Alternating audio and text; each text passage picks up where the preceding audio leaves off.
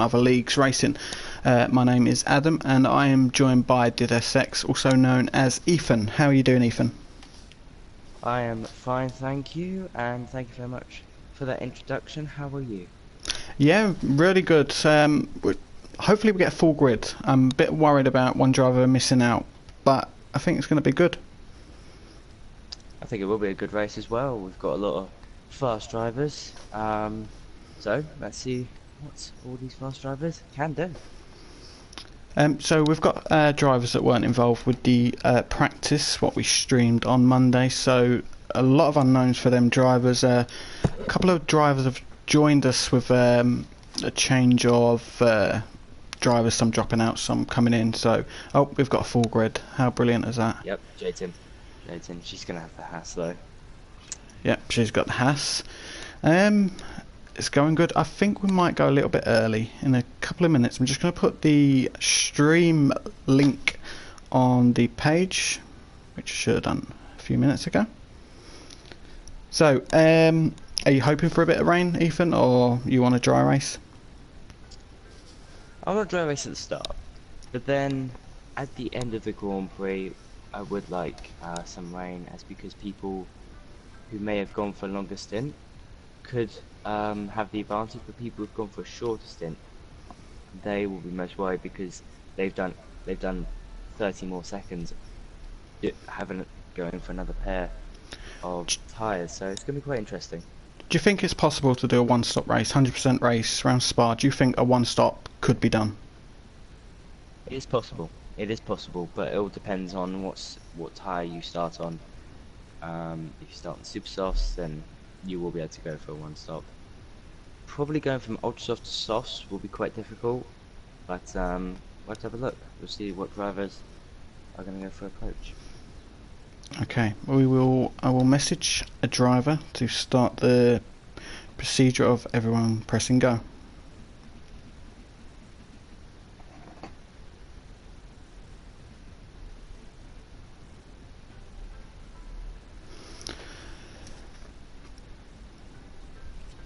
So, usually league format for Speed Force Racing, I can't speak for the other leagues, is 50% race, short quali. This time it's a full quali, just because it's a one-off, and 100% race, which should be interesting. Drivers got to remember, first turn on lap 1 is where you lose the race. You will never win the race, so try and keep their manoeuvres clean, hopefully. Alright, we are going to the session. This is our first ever 100% race, and it's the first 100% race for many drivers on the actual game. I've done them before. I'd say they're very, very hard to do, because you've got to have so much focus every single lap, especially if you're racing with someone. Have you ever done 100%? I've only done it once, but that was against the AI, and sometimes it is quite difficult because you've got to have so much concentration. I'm even tired after 50% races, so it's going to play a lot on the drivers, especially this late at night, so 7:15. We should be going on to about 9:30, so just see what the drivers feel like. Yeah, that's what we've got to point out as well. We've got drivers from across Europe, and I think we might have a Canadian driver. I'm not too sure on that, but different time zones, so this could be later on into the night for some guys. And you know, if you've had a hard day and you've got to do a 100% race, it will be tough. But I think we've got the right drivers. Like I say, I have to send a massive thanks to some of the drivers from Front Row Racing and URL who have decided to join us for this one-off race. It's very kind that they could do that, and hopefully we have a brilliant race. But so we're into Q1. So Q1, 5 cars will leave. The slowest 5 cars will not take no further participation into qualifying, so it kind of clears the track up a little bit for future, like for the Q2 and Q3. So less cars, less traffic, more chance of getting that lap spot on. But I know a lot of drivers are, oh, when it's raining. I was about to say a lot of drivers would be hopeful it's going to be a dry race, so we will just see if qualifying is just going to be wet and not completely drenched. Yeah, so this is definitely turn the tables. People who've been doing mostly dry setups and practice, and now going to be at a disadvantage because it's wet weather. We're at a disadvantage now, especially with the people in Q1. They have to get all the way through. Just heard it's going to be rainy in the race as well, all race. So that is a tough ask for these drivers. That is, oh, that is going to be crazy. That is going to be a serious race. It's going to be a hectic turn one in the race. So we'll go through the drivers we've got coming to get you. Decadent, Law JB, Racing Podge, Garfield, Smelly Badger, Blood and Sand, Humbug, Linell, Fletcher Boy, BDS, Jade Rios, Joshua Barry, S Graham, CBO Land, Guys It's Mudkip, Techno Thriller, John 94, Rhinos, Ali Montine, who's just been disqualified for Snipe's sake, and Chopper. Yeah, Ali Muntin disqualified, so not the greatest of starts that's ever happened. But we'll just have to see for the rest of qualifying what happens. So we are on board, well, the main broadcast camera is on board the Williams of Fletcher Boy 77.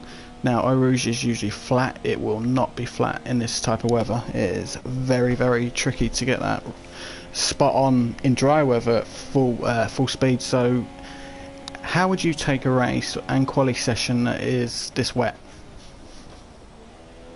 I'll take it cautiously. You want to get a lap in, and then you want to go full pelt. Mainly, just to not, bang out. Just try not to crash out in your first lap, and then maybe just push to the boundaries in your second lap or something. So that's how I would take it. And then for the race, just try and take it as cautiously as possible.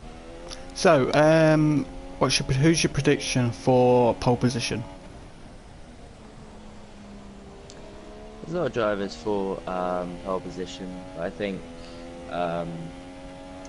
Fletcher Boy, Garfield, Racing Podge could all have a good fight.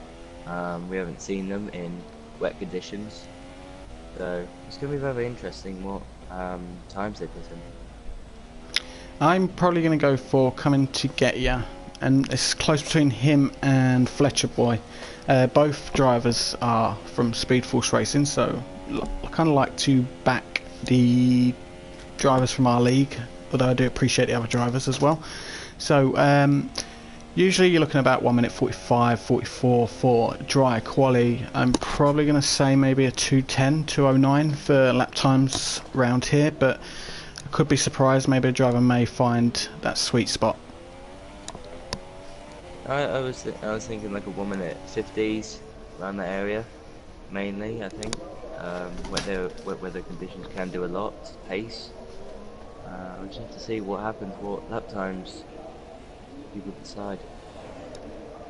So we are on board with Fletcher Boy in the Williams. His trusty car is going through Eau Rouge now. So going on to the Kemmel Straight, he's got to try and keep it as straight as possible. Not try and move out of the way of anyone. He's trying to get a little bit of slipstream now off the Red Bull, but he carries on. He's going to be going on to Les Coombs now. Got to try and get entry just right, because it can really mess with your lap time. A lot of time could be lost there. What would you say is the most important sector out of this track? I think sector 1. I mean, you gotta get Eau Rouge right. If you don't, because then you're backed off going up Eau Rouge. You can lose a lot of time going down the Kemmel Straight. I think that's the most important sector. And then you've got the fast right left chicane, and then right again, Les Combs, turns 7, 8 and 9. I think that's the most important sector. Yeah, we've got 4 cars that are out of the session already, so only going to be losing 1 driver in this session, but it's on inters, so it's not full wet, so the track will still be quite fast, but drivers got to have to take a lot of care, try not to touch the painted line on the edge of the track. Oh, look at that, 2 minutes by Humbug, so I got completely wrong with my 2:09. What a great lap time. So it's about 15 seconds slower then the dry times as Lord JB goes through a 2-minute 1. Techno through a 2-minute 3. Going into the bus stop chicane now with the Williams or Fletcher boys just coming out the corner, going back onto the start finish straight. He will not have DRS because of the inters. He sets a lap time of 2 minutes and 2 minutes point 00.393. About a couple of hundredths of a second quicker than Humbug. So quite close at the moment. Drivers are finding the grid. Do you reckon we could get below 2 minutes with the conditions we have now?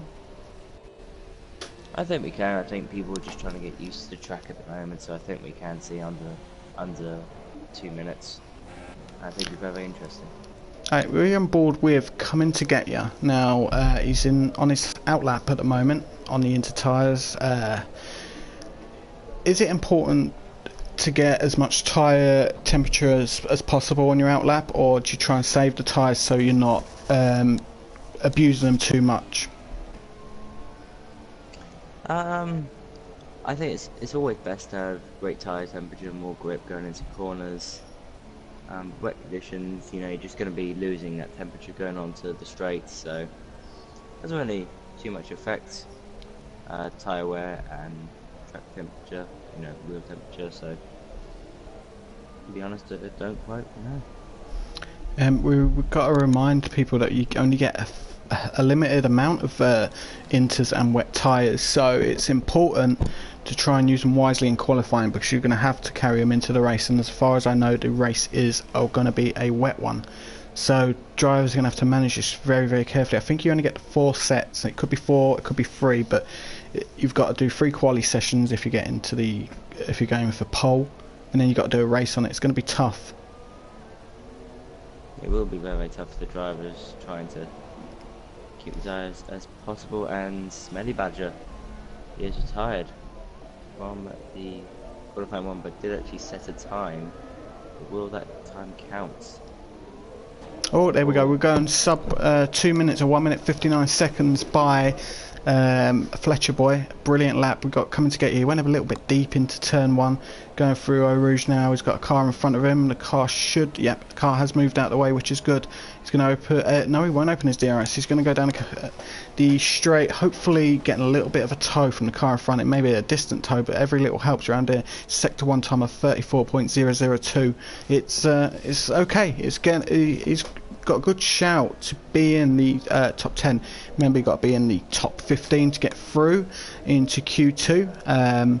Got 3, 4, 5 drivers that are out of the session, so as long as John 94 Rhinos can set a time, he will be into Q2.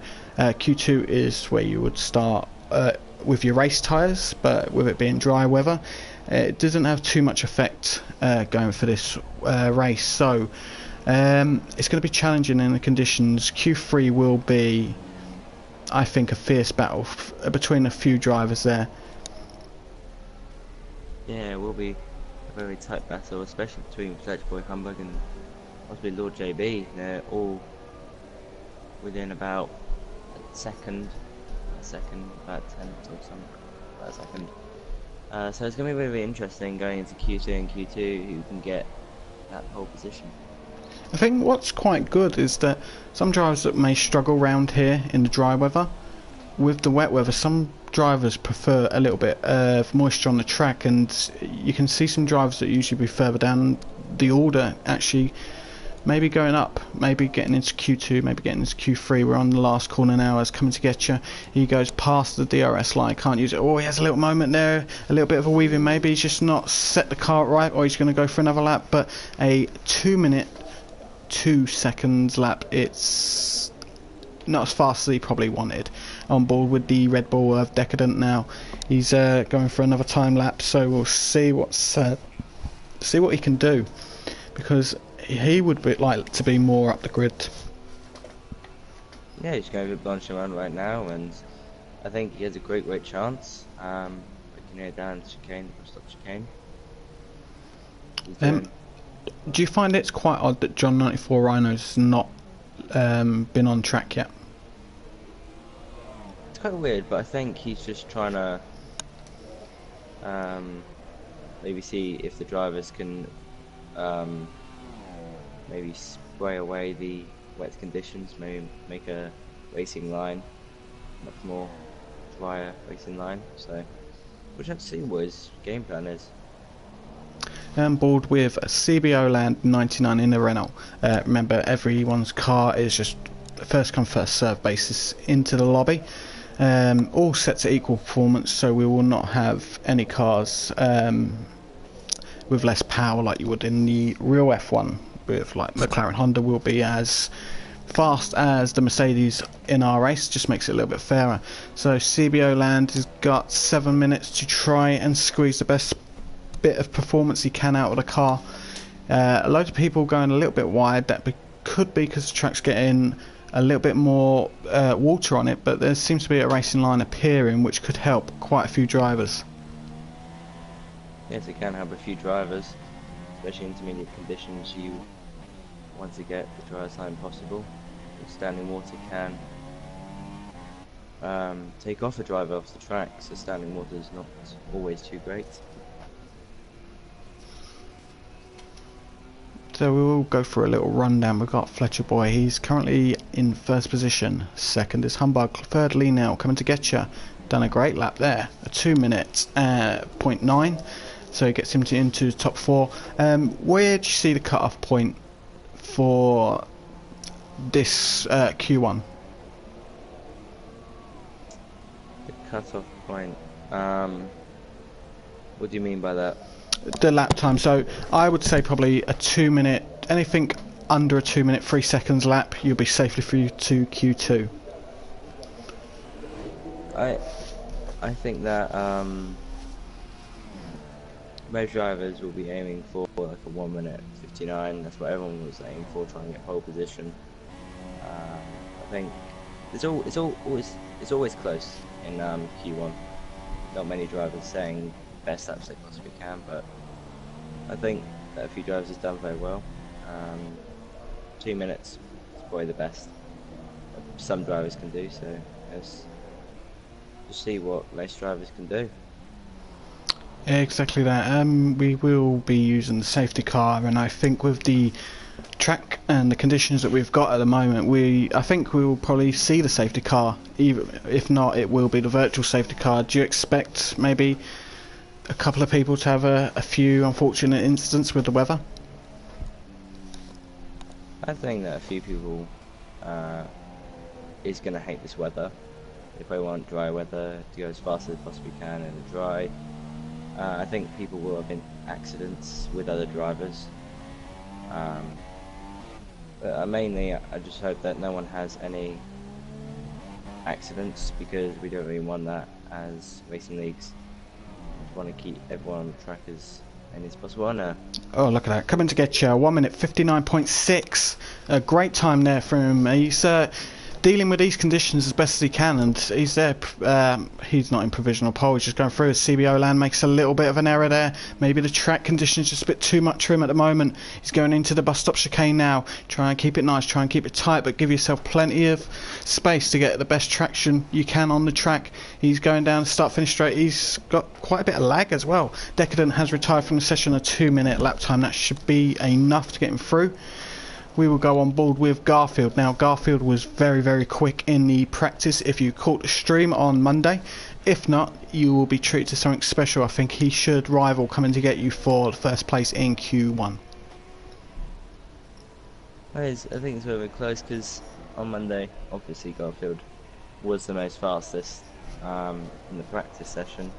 But in the wet conditions, it can turn around Garfield's performance. I mean, he might be absolutely brilliant in the dry, but he might just be utterly shocking in the wet conditions. Let's see what he can do. He's on his outlap, so trying to get as much temp into the tyres as possible without trying to damage the performance, which he will get on his flying lap. Good thing is with this type of condition is that you can maybe go for 2 flying laps if you've got the fuel, because unlike in real F1 where you have to charge all the power, the curves, stuff like that to try and get a decent lap, on the game you don't have to do that. You can go straight away for a second flying lap. He comes into the bus stop chicane. He's going to start his lap any second now. He gets great traction out of that corner. Brilliant start finish straight for Garfield, and we will start his lap now. So he's going up to turn 1. where would you reckon breaking point is for in the rain? Is it still the 75-metre board or not? I would think the 100-metre board. You don't want to go too deep into the corner, especially in the wet weather where you've got a loss of grip. So 100-metre board. I've got to correct something. Our weatherman has maybe had a couple of drinks before giving me the information. It's actually going to be a dry race with a little bit of rain sprinkled in the middle. Now that is exciting. What kind of drink did you have, Foster's? Oh, I've got to be something stronger than that to give me a dodgy weather forecast. Garfield is starting Sector 2 now. He's, you know what, I'm buzzing that it's going to be a dry race. Look at that CBO lander, 1 minute 58.8. What Jesus. a lap! 0.8 of a second quicker than coming to get you. That is a stunning lap. That is a great lap, but still running on with Garfield here. He's doing okay at the moment. He's doing okay. He's keeping it tidy. He's doing everything right. He's going through Huon right now, turn 12. Going up to the turn 13 of Canvas. We'll get it right. He's got to hit, doesn't have to hit the curb just too much. You've got to hit this second curb to get it completely right on the exit. Going down into turn 15. Okay, that corner. Through here, he's had to back off. He had to back off a lot there, so that might lose a bit of time. Going down into Blanchimont of turn 17 and now 18. So it's gonna be. We have to see what lap he does. Maybe he can beat CB Oland. As he comes into the bus stop chicane now, he's trying to get best exit he possibly can, and it is a great exit. Plenty of traction going down without any sliding. Let's see what he can get at 1:59.094. Great time. So yeah, the race will be dry. 45 minutes into the race, we are going to have heavy rain, and then it will dry up. This is going to be an exciting race. Now, this is going to affect Q2 because this is where you choose your race tyre. Now if it's wet during qualifying, great, you start with a fresh set. If it's dry in Q2, which it looks like the weather's clearing up, it's going to be, what do you decide? What tyre is the best for you to start the race on? It's going to be very difficult because I would go for the longest stint. I'll go for the one stop. That's mainly what you want to go for. But a two stop will be okay, but you will have to have a lot of pace to try and catch up to the people who are on the harder compounds. But then, as you said, a little bit of sprinkle of rain can affect quite a lot. So Q1 has finished. We're just waiting for a few more cars to come across, but I think everyone is safe. So we have lost Alain Montaigne. He got disqualified from the session. Maybe a little mistake in the pit lane because he got disqualified for blocking the pit lane. For Snipe's sake, will start 19th. John 94 Rhinos will start 18th. Guys, it's Mudkip 17th. S Graham is starting 16th. So top 15 go through to Q2, and it is getting more and more tense in that the pit lane, because this is where the fast drivers will start to come out and show people what they can do. So any big surprises in Q1 for you? I think there's the Alain Montaigne disqualification. I think that's really what surprised me, and Steve Oland doing a 1 minute 58 point. I think the rain has stopped. We are getting a drier track. This is quite exciting. So Q2 should be dry. Might be able to set the fastest lap. No, he hasn't. I thought he would have. He was 600ths of a second off his best lap time. So quite interesting. I think we've still got Lee now setting a lap, and as you can actually going through sector 2 right now, entering sector 3 around turn 16 here. It is a nearly full dry track here. So he's now going to go through turn 17 and now turn 18 of Blanchimont. I think Lee now might get this first place in this session because the track is evolving very, very quickly. Yes, I think he's going to get the fastest lap if he just gets a good exit out of this corner here. No, I think he. No, he didn't even improve on his time. That's a shocking lap. Maybe the track's just too dry for them tyres now. Maybe. Let's see what happens in Q2. So we have lost S. Graham, guys, it's Mudkip, John 94 Rhinos for Snipe's sake, and Ali Montine. So both Mercedes dropping out there. Like I say, equal performance, so it doesn't mean too much. One Force India dropping out, Renault and Toro Rosso. So we enter the next stage where another 5 drivers will be lost. And we got a dry track. Let's see what they can do. This is the tyres they will be starting for the race, so it's important they do not do 2 flying laps on these tyres because it's so critical just to use the minimal wear on them tyres. Yes, obviously, because it can affect. And it's dry. So, this is going to be hopefully the start racing tyre if the drunk man did actually get his weather report right. See what they'll be starting on. Something's a bit strange. My Q2 leaderboard only has 11 drivers on it. Mine too. Very odd. Unless it counts people who's retired. Possibly. Possibly that might be it. So people who are retired then probably won't be able to get into Q2. So that means everyone from 12th place will be starting from where they were in Q1. Quite interesting. So we're on board with Garfield. He's in the Haas. We will stay on board with him. He's on the super soft tyres, so quite a good tyre to start the race on. I'd say it's a really good tyre to start the race on because you're going to get that little bit more drive than you would if you had the soft tyres on, but not as much as with the ultra softs. There looks like a few drops of rain that is coming down. Hopefully it stays off. There's a little bit of rain, so people who've gone out early are probably going to get the best lap times.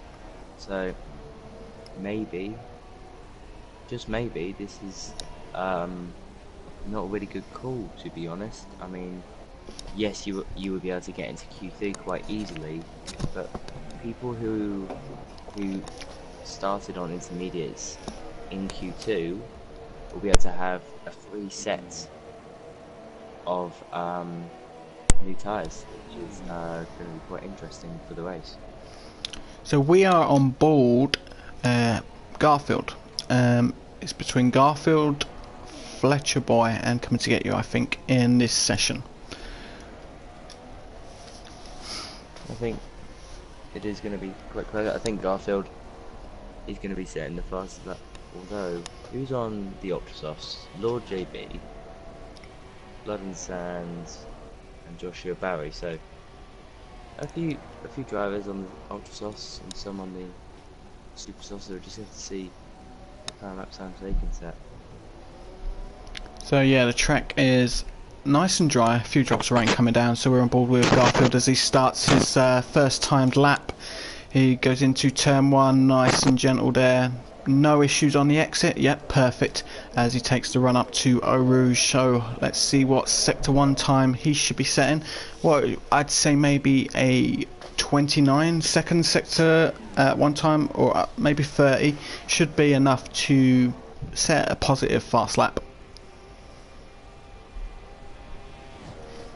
So some technical issues there.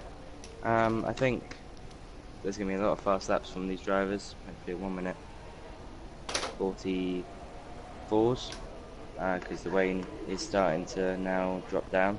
Might be able to see intermediate conditions for the remainder of this qualifying session, but we're quite close. If you can notice, there's quite a bit of rain in some corners. That's the beauty of Spa. You can have rain at a couple of corners and dry everywhere else. As you can see, a bit of spray now coming off the super soft tyres.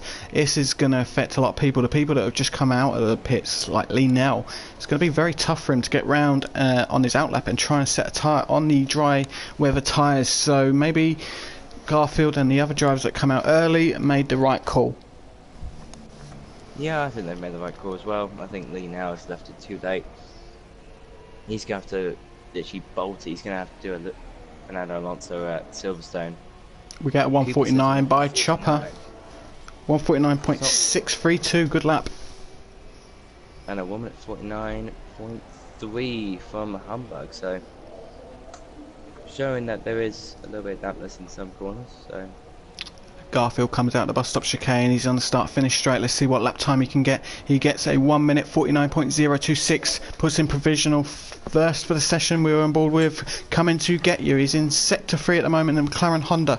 He's going to be going around a few more corners to get to the bus stop chicane, so quite a nice little run up to the bus stop chicane. Heavy braking, a bit of spray coming off the tyres, so it is quite damp now, starting to get damper on the track. He will open the DRS as he does, and he gets a lap time of a 1 minute 49.071. What a lap, really good, very close as well with Garfield. CBO Land is currently first, 1 minute 48.966. So I think most of the drivers have called it a little bit late. I think it's too late now to set a decent track with the rain coming down. But at least we know that we're going to have a dry race and the middle's going to have a little bit of rain, so it's going to be an exciting race. So we will lose one person, since a few people retired without setting a time. They do not go into Q2 even when we lose the 5 slowest cars. So we've only got 11 taking part.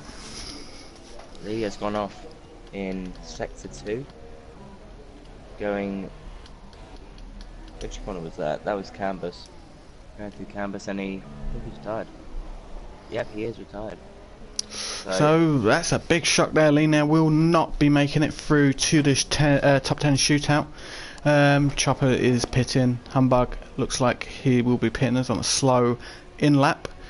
Garfield will probably be pitting as well. It is too dangerous now to sit out on track on dry tyres. The rain is coming down heavier and heavier. So looks like the pole position shootout will be a wet one, but hopefully an exciting one. I hope it is exciting as well. I mean, Garfield, he's about half a tenth off. So, very interesting. Very interesting. Could we see loads of drivers retiring from the session because the track's not going to be in good shape now with the weather? They might as well just retire, call it a day for Q2, go for Q3, get that done with, and see who's got the pace for pole position. So currently we've got first CBO Land with 148.966, Garfield second. Coming to get you is third, Humbug fourth, Chopper fifth, Techno Thriller 6th, Fletcher Boy 7th, which is shocking. Lord JB 13 is 8th, Joshua Barry 9th, Blood and Sand 10th, Lee now retiring from 11th. Fletcher Boy retiring, so that means he's calling it a day for Q2, and he's also on the super soft tyres, so he's got a good tyre for tomorrow's race if he starts off with the dry. Do you reckon that's good enough to do maybe a one-stop strategy if you start on the super softs? Yeah, it'll be good enough to start a one-stop, just to get if he goes on to the softs, but he can just be literally flooring it and not managing his tyres, so he's got to think about what strategy he's going to be going on to, maybe a two-stop, ultra soft, and then for another super softs or something, so see what his thoughts are. So all cars are in the pit lane, 2 drivers have retired. I don't see anyone maybe coming out for another bite of the cherry unless they want to try and get more knowledge with the inter tyres. So anything you'd like to discuss while we have a quiet moment on track? Mainly about the brand new tyres for next season that Pirelli have provided, the brand new Hypersoft tyres. They are going to be bringing next season the Hypersoft tyres, which are a softer compound than the ultra soft tyres. They're a lot more faster, but they don't really last as long. Yeah, with the ultra softs you can get maybe a good 1 lap in qualifying at some tracks. Now with Hypersoft, does that mean you could not even get the 1 lap on your flying lap to get a decent time? There's not a lot of data out there to show how bad it's going to be for some drivers using that tyre. Yeah, we don't have any data yet, especially from testing for many teams. So we don't even know if these tyres are gonna last even a lap. So it'll be quite interesting to see how it can affect races, because I would think, you know, drivers like Sebastian Vettel, Daniel Ricciardo, Lewis Hamilton, they will all be going for the softest tyre and they'll be trying to get pole position. So it'll be interesting to see what strategy they take into next seasons, especially in the races. So we've got two drivers out on track on Inters, maybe getting a bit more knowledge for themselves. We're on board with Lord JB in the Ferrari with his fancy helmet that he took ages to design. So let's see if that helmet, inspired by Schumacher, may give him a little bit more pace advantage. Garfield, the other driver, also coming out on the Inters. I'm not too sure about people. If they're using the same Inters from Q1, fair enough. But if they're using a brand new set with rain coming mid-race, I don't think it's going to be the wisest decision. The rain will start mid-race and probably continue to the end of the race. I mean, you should be able to. You should be on your Q1 lap times because they're just getting practice for Q3. They're not really trying to set the fastest lap. So they should be on their Q1 tyres. They might even be doing installation laps to try and get a bit of wear on the tyre, just to get the initial. Well, when you put new tyres on, you got that initial stage of trying to get the grip, the tyre to become alive. That's what you see a lot of drivers, especially like in the real F1, struggling to get the tyres up to temp to start that perfect lap. So it could be drivers trying to do that, but it looks like Lord JB is carrying on to try and set a lap time. So we'll probably be looking for a 2:02 for this lap if he continues through. We will go on board with Garfield. Very fast driver. He's on his out lap. He's going to start his flying lap any minute now. Here we go. So it goes into turn 1. Nicely controlled there. No little issues, no lockups. Nice exit as well. Getting the traction fully down there. We'll pass over to Ethan to talk us through Eau Rouge and the Kemmel Straight. So we're just going up Eau Rouge right now. Almost taking it full committed, full throttle, and now going down the Kemmel Straight, going over 200 miles an hour, and then you've got the heavy braking zone off canvas of turn 7. Very important to get it right, because one little mess up and then you could be straight off into the gravel. Going down into the turn 10 of Brussels, and now going down into turn 11. Really big elevation change going down this part of the track. Now he's going the fastest left-hander of the F1 calendar of Q1. You're going over 250 kilometers an hour, which is around about 170 to 180 miles per hour. They've got the right and left-hander of canvas of turn 13 and 14, going down into turn 15. Not really essential to get it right, but it's always nice to get that corner right, and then obviously turn 16, get that corner right, and then you're on to the back straight, going down into turn 17 and turn 18 of Blanchimont, and then you always driver up, and then you got the bus stop chicane, turn 19 and 20, and onto the start finish straight, which he will set a 1 minute 58.5, which is a good time for the Inters. So we've got another driver coming out. Lord JB must have had an incident in sector 3 and had to retire or bin the car. We're on board with Techno Thriller now. Great racer in Speed Force Racing.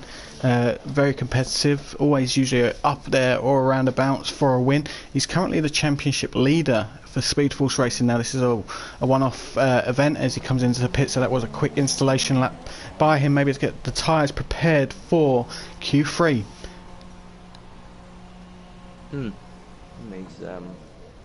He's doing well in Speed Force Racing League. He's doing very, very well, especially to leading the championship, so I hope that he has a very good rest of his race and the rest of the season of the F1 2017 Speed Force Racing season. Yeah, the top of the table is quite tight, so we have a Techno Thriller leading against Humbug and Lee now. They're the main title contenders at this stage. It's halfway through the season for us. We're on our break. This is just a one-off race. Basically just because I think it's good to have a one-off race now and then, and like I say, I got a few drivers from URL and Front Row Racing as well, so it's a pleasure that they've been allowed to take part in it. It's a pleasure they wanted to take part in it, so it should be a decent little session. Everyone is in the pits, a few drivers retiring, 35 seconds left of Q2. So I'd like to put a little announcement out there. I would like to thank my wife, because tomorrow's our 8th wedding anniversary. She stuck with me for over 8 years before we got married. You know, it's a hard job to stick by me because I'm not the best person to be around, but can't wait for tomorrow for our 8th wedding anniversary. Congratulations, congratulations. Thank you. Unfortunately, I'm 14, so I'm not in that area just yet. So. Oh, it will come soon enough, mate. It will. Yeah. Yes, so there we go. We've got the top 10 CBO land. Garfield coming to get you. Humbug, Chopper, Techno Thriller, Fletcher Boy, Joshua Barry, Blood and Sand, and Lord JB all going to Q1, and it looks like it will be a wet Q1. So maybe the inters. If it's even worse, it could be the 4 wets. But I probably lean towards the inter tyres. I think, yeah, Q2, inter tyres, or maybe even full wets, which would be very interesting for Q3. See what other times we can do, because now we're going to have 3, even probably 4 different types of compounds in 3 qualifying sessions. Go into Q3. So actually, yep. So it's Lord JB crashed his car, and as you know, in qualifying, you can't be getting back into the action. It's not like practice where you can have a crash and come back in. Maybe going on them into tyres was just a risk too many there for Lord JB. He will not be happy about it, but he could be starting 10th on the grid. It's not bad. It's not bad. It's not bad. I think 11th place. Looks like people have got inters on, but it looks like a dry track. Pit lane looks quite dry. Confusing, that one. It is very confusing. I got a funny feeling we could have a mad dash later on in Q3, last few minutes, where people will be putting on the dry tyres. The track is still wet, but there's no rain, so I would just stay in. I would just stay in the garage, wait for people to dry up the track, because these cars basically hoovers for the rain. They literally just brush the rain to the other parts of the track. So I would just stay there. So we're on board with the Toro Rosso of Joshua Barry, a driver from URL, who's letting the Red Bull driver go through. So maybe everyone's coming out on an outlap except Chopper. He's still staying in the pits. Maybe it's about seeing where the track is at the moment, seeing if it is wet enough for inters, or if there's that chance to go on the dry tyres. Would you be tempted to give it a risk and go for the dry tyres in this session? I think late on in the qualifying session. Right now, I don't think it will be a very good lap if you went for the dry tyres. Obviously, the exit corners you can't really build up, but you have to build up very slowly. So I don't think right now it'll be dry tyres. So Chopper is staying in the pit. He probably will be looking on his monitor to see what the cars are doing. So I think the quickest lap time was a 1:58 in Q1 with the inter tyres on. So if we get faster than a 1:57 with the inters on, I'd say that is switching time for the dry tyre. A little bit of a drift there from Joshua Barry, sorry. He's going into the bus stop chicane now to start his flying lap. This is the pole position shootout. He gets a bit of a sideways moment there with the rear end of the car, but it won't be the best to start your lap with. He goes into turn one. He's got the Red Bull still in front of him. He may get a distance toe going on the Kemmel Straight, but he's got to get past Eau Rouge and it's quite damp on track. There's a bit of spray coming off the car, so we could be at the moment where we could be looking maybe the last 5 minutes switching on to the dry tyres, and it literally would be the last car will have the biggest benefit because of track evolution. Exactly. Really, the worst nightmare is wet conditions with dirty air going up over roofs, that's got to be a very, very scary moment. But he's taken Joshua Barry. He's taken it. Okay, because now, obviously, the. Oh, Fletcher boy, he's out. He's lost the wheel. Fletcher boy, one of the favourites maybe for pole position, is out. What a disappointment from him. He will be furious with that mistake. Where is Unlucky. That is El Rouge. That's El Rouge. Unlucky. So it looks like he took it just a little bit too much. Unlucky. Really, really unlucky for him. On board with Coming to Get You. He's in sector 2 at the moment. He's on the inter tyres. Maybe it's just too much for someone to go on the dry tyres yet, as a driver on the inters crashes out. He will be furious with that. I feel for Fletcher boy there. Put in a decent amount of practice time as well for that to happen. But we're on board with Coming to Get You in a McLaren Honda, and next year in Real F1 McLaren Honda will not be no more. DRS is enabled. There we go. That is a sign that it is time, maybe in 1-2 minutes time, to get them dry tyres on. The race stewards would not enable DRS if the track was too wet. Fletcher boy will be steaming mad after that because he's missed a chance of a dry track later on in the session. So we will go to Ethan to choose his prediction for pole position. I think Garfield's, he's doing. Oh no, Garfield. Oh, he nearly had a moment, but Joshua Barry been in 1 minute. Oh no, humbug. I think. Coming to Get You's got a really, really good. Potential going into qualifying set.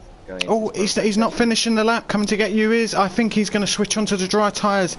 Maybe a risky decision. Still got just under 7 minutes to get a dry tyre lap on. There is a bit of spray coming up from the tyres, but I think people will just start switching to the dry tyres as everyone's starting to pit in now. So we've got Coming to Get You, Garfield and Blood and Sand not setting the lap time. They will be switching on to the dry tyres.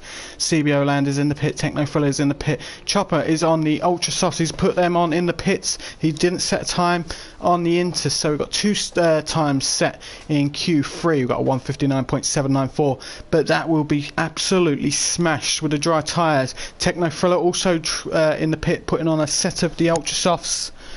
It's going to be quite tasty, this last little session. Remember, these tyres, these tyres don't matter. You get a set given to you by Pirelli to just abuse, so you can just set out the fastest lap time without too much happening. Joshua Barry's retired, which I think is a mistake because of the dry track. He has gone off. He's gone off at canvas.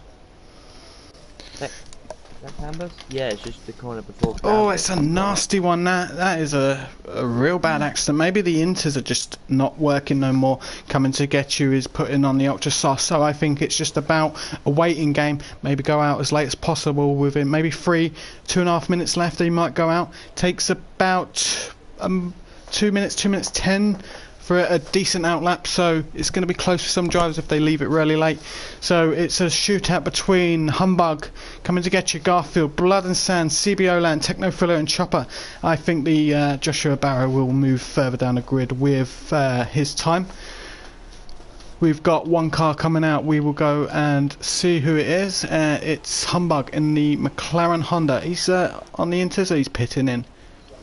Coming to Get You is on the Ultra Soft tyres now, so this will be probably his last lap attempt. So he's going to try and see what parts of the tracks are damp, see what parts of the tracks he can push a bit hard if he can get a bit of a dry point there. But the Ultra Soft tyres are a risk at the moment. Not a lot of cars have cleared the track water. Doesn't look too bad there. He's weaving. He's trying to get heat in those tyres. So it's going to be quite interesting what lap time he puts in, especially with 5 minutes remaining in the session. You can feel under pressure with how much time's left in the session. So, is this when you've had a wet start to like your bit of your qualifying and it goes dry? Can a driver put so much pressure on himself that he tries to overdrive and ruin his lap? With the wet conditions starting at the start of this session, you think that it basically changes your mindsets. you think that this corner is going to be a lot more slower when you think on the dry tyres it's going to be a lot more faster. So it kind of affects mindsets to dry times. Lots of rubber coming off the tyres of coming to get you. Them ultra soft tyres are, well, literally just shedding the marbles that are coming off the tyres, because you don't want the marbles on your tyre because it is so slippery and not great. He comes into the bus stop chicane, a little bit of a lock up there on the inside right tyre. He's coming out of the bus stop chicane trying to get as much traction as possible. He gets great traction there. The track is completely dry now. He will start his lap. He brakes at the 75 metre mark there into turn 1. Let's see if we can get a great exit on turn 1. A little bit of a slide there, but it shouldn't do too much damage. He takes the long run up to Eau Rouge. Let's see if he can keep it together. Try not to touch the painted lines because it could be still a little bit damp there. Eau Rouge, he passes successfully. He goes onto the Kemmel Straight now. He should be aiming for maybe a 30-second sector 1 time. That would be great in these conditions. He does a 30.799, great sector 1 time. He's doing very well right now. He was fully committed to Eau Rouge, going through Les Combes, going down into Brussels, turn 10. He's doing well so far. He's not locked up too much, and he's doing alright. He's doing okay. Coming to get you one of the favourites as well as Garfield and CBO Land to get pole position with the action that we've seen tonight. They look like the 3 that will be battling it out. Yeah, it does actually look like them 3 will be battling it out in the race. But I just cannot wait until we see this result of what their pace is like. So we see him coming down the back straight, going up to turn 17 right now, and now turn 18 of Blanchimont. And very fast today, reaching up to 204 miles an hour into the heavy braking zone of the bus stop chicane. Going in to them to the left-hander. Garfield has retired in sector 1, and he sets a 1 minute. Oh, what a lap! 1 minute 47.654. So that is quite significantly slower than we'd expect, but that could be track conditions with the rain. It's up Eau Rouge. Garfield has gone off of Eau Rouge. Oh, what a shocker there! That's going to be a shock to him. He was one of the favourites for pole position. That is a shame. So coming to get you on provisional pole of 1 minute 47.655. I think track evolution will just help the remaining cars. There's only 58 seconds of the session left. We're on the board with the Force India of Blood and Sand. He sets a lap time of 1 minute 49.013. He gets second place at the moment. Humbug going to cross the line. He does a 1 minute 59.794, which must have been an outlap. That was an intermediate lap. So we will. We're on board sector 1, a 30.646 for CBO Land 99. He is maybe in with a shot of trying to get pole position. Techno Thriller 147.8886. About 200 seconds slower than coming to get you, so that's a tight little battle there. Techno Thriller, a decent driver as well, so that is a very good, a very positive second place for him.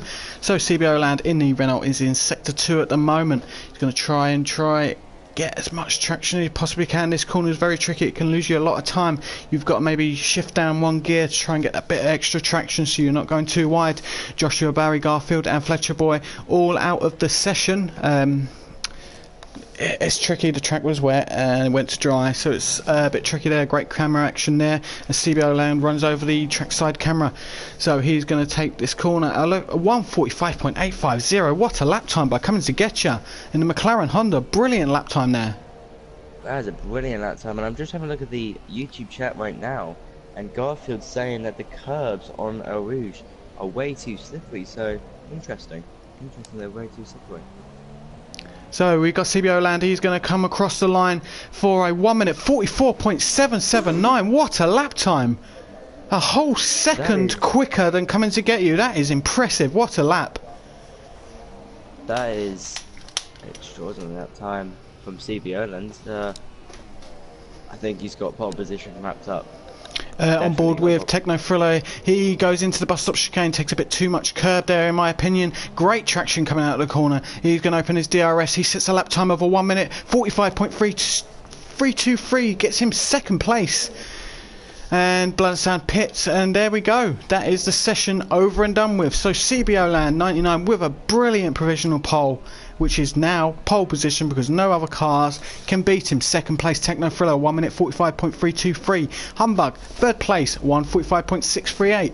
Coming to get ya 145.850. I think he will be slightly disappointed with that lap time. Chopper a 146.574. Blood and Sand 149.013. Joshua Barry on a 2 minute one. That was on the Inters. Garfield crashing out. Fletcher Boy crashing out as well. A great session there. So we are minutes away from the race. There will be a formation lap, which will be handy for these drivers because they need to get them tyres up to temp and to make sure the track is in perfect condition to go full throttle once lights go out. Who are you going for your race winner? CBO has set the fastest lap, but that doesn't mean he can have consistent pace.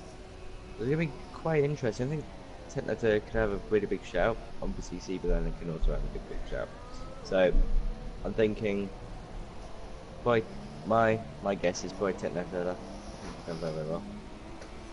Yeah, it's going to be very, very interesting race as we wait for the time remaining to count down. This annoys me with Codemasters. Shouldn't, as soon as everyone's gone through the flags, they should stop the session once the session time's run out. But it gives us a little bit of time to get excited for the race. Yeah, it gives us a little bit of time, and then we got the formation lap, and formation lap, do you think is a good idea? I personally do, because you can find out different parts of the track if they're dry enough, or you're going to get better grip out of each corner. Do you think it's a worthwhile thing? I think it's a worthwhile thing. When I heard that in 2017 game that they're going to bring out formation lap, I was getting so excited. Yeah, I think it's a very great addition. I think it's an absolutely great addition to the game, to make the game as much realistic as possible. That's what I think any racing simulator is trying to aim for. I'm not saying that this is like a bad game. I think it's a very good simulation of an F1 car. But I think there's a few improvements that Codemasters can work on, especially with some bugs that we find within the game. But I think everything's going well. I think the formation lap is always great because obviously the commentary people can actually see what tyres people's on, and it's actually directing us to the pit lane. Correct? So as we wait for all the cars to be set up on the grid for the formation lap, we'll be interested to see what the other drivers out of the top 10 will be going on. It's going to be interesting what people go on, especially people in Q2, as some people didn't actually set a lap time. Or was it everybody who set a lap time on the soft tyres? So at the moment, drivers will be choosing their race strategy, maybe adding a bit more fuel. This is why we're waiting as time limit runs out now. So,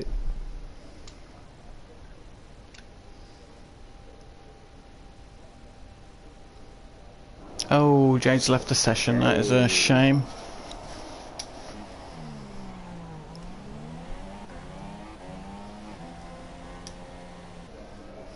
So CBO Land leads the cars off the grid, starting on the super soft tyres. He's weaving very, very aggressively there, trying to get that temp in. Got a car just going past him, cannot be bothered with the formation lap, doesn't matter though. So these are the tyres that the cars will be starting on. CBO Land on the super softs, Techno Thriller super softs, Humbug on the ultra softs, coming to get you on the super softs. Chopper, Blood and Sand and Joshua Barrett on the Ultra Softs, Garfield and Fletcher Boy on the Super Softs, Lord JB Ultra Softs. Next 5 drivers of Lee Nail, Decadent Racing, Podge, Smelly Badger and Jade on the Super Softs. Graham, guys, it's Mudkip will be Super Softs, as well as John Knight 4 Rhinos, and for Snipe's sake on the Ultra Softs, and Alan Montine Super Softs. most people are going for super softs, so that means they're probably looking for a one stop. Or maybe just going a bit aggressive at the end. So it'd be interesting to see what they do.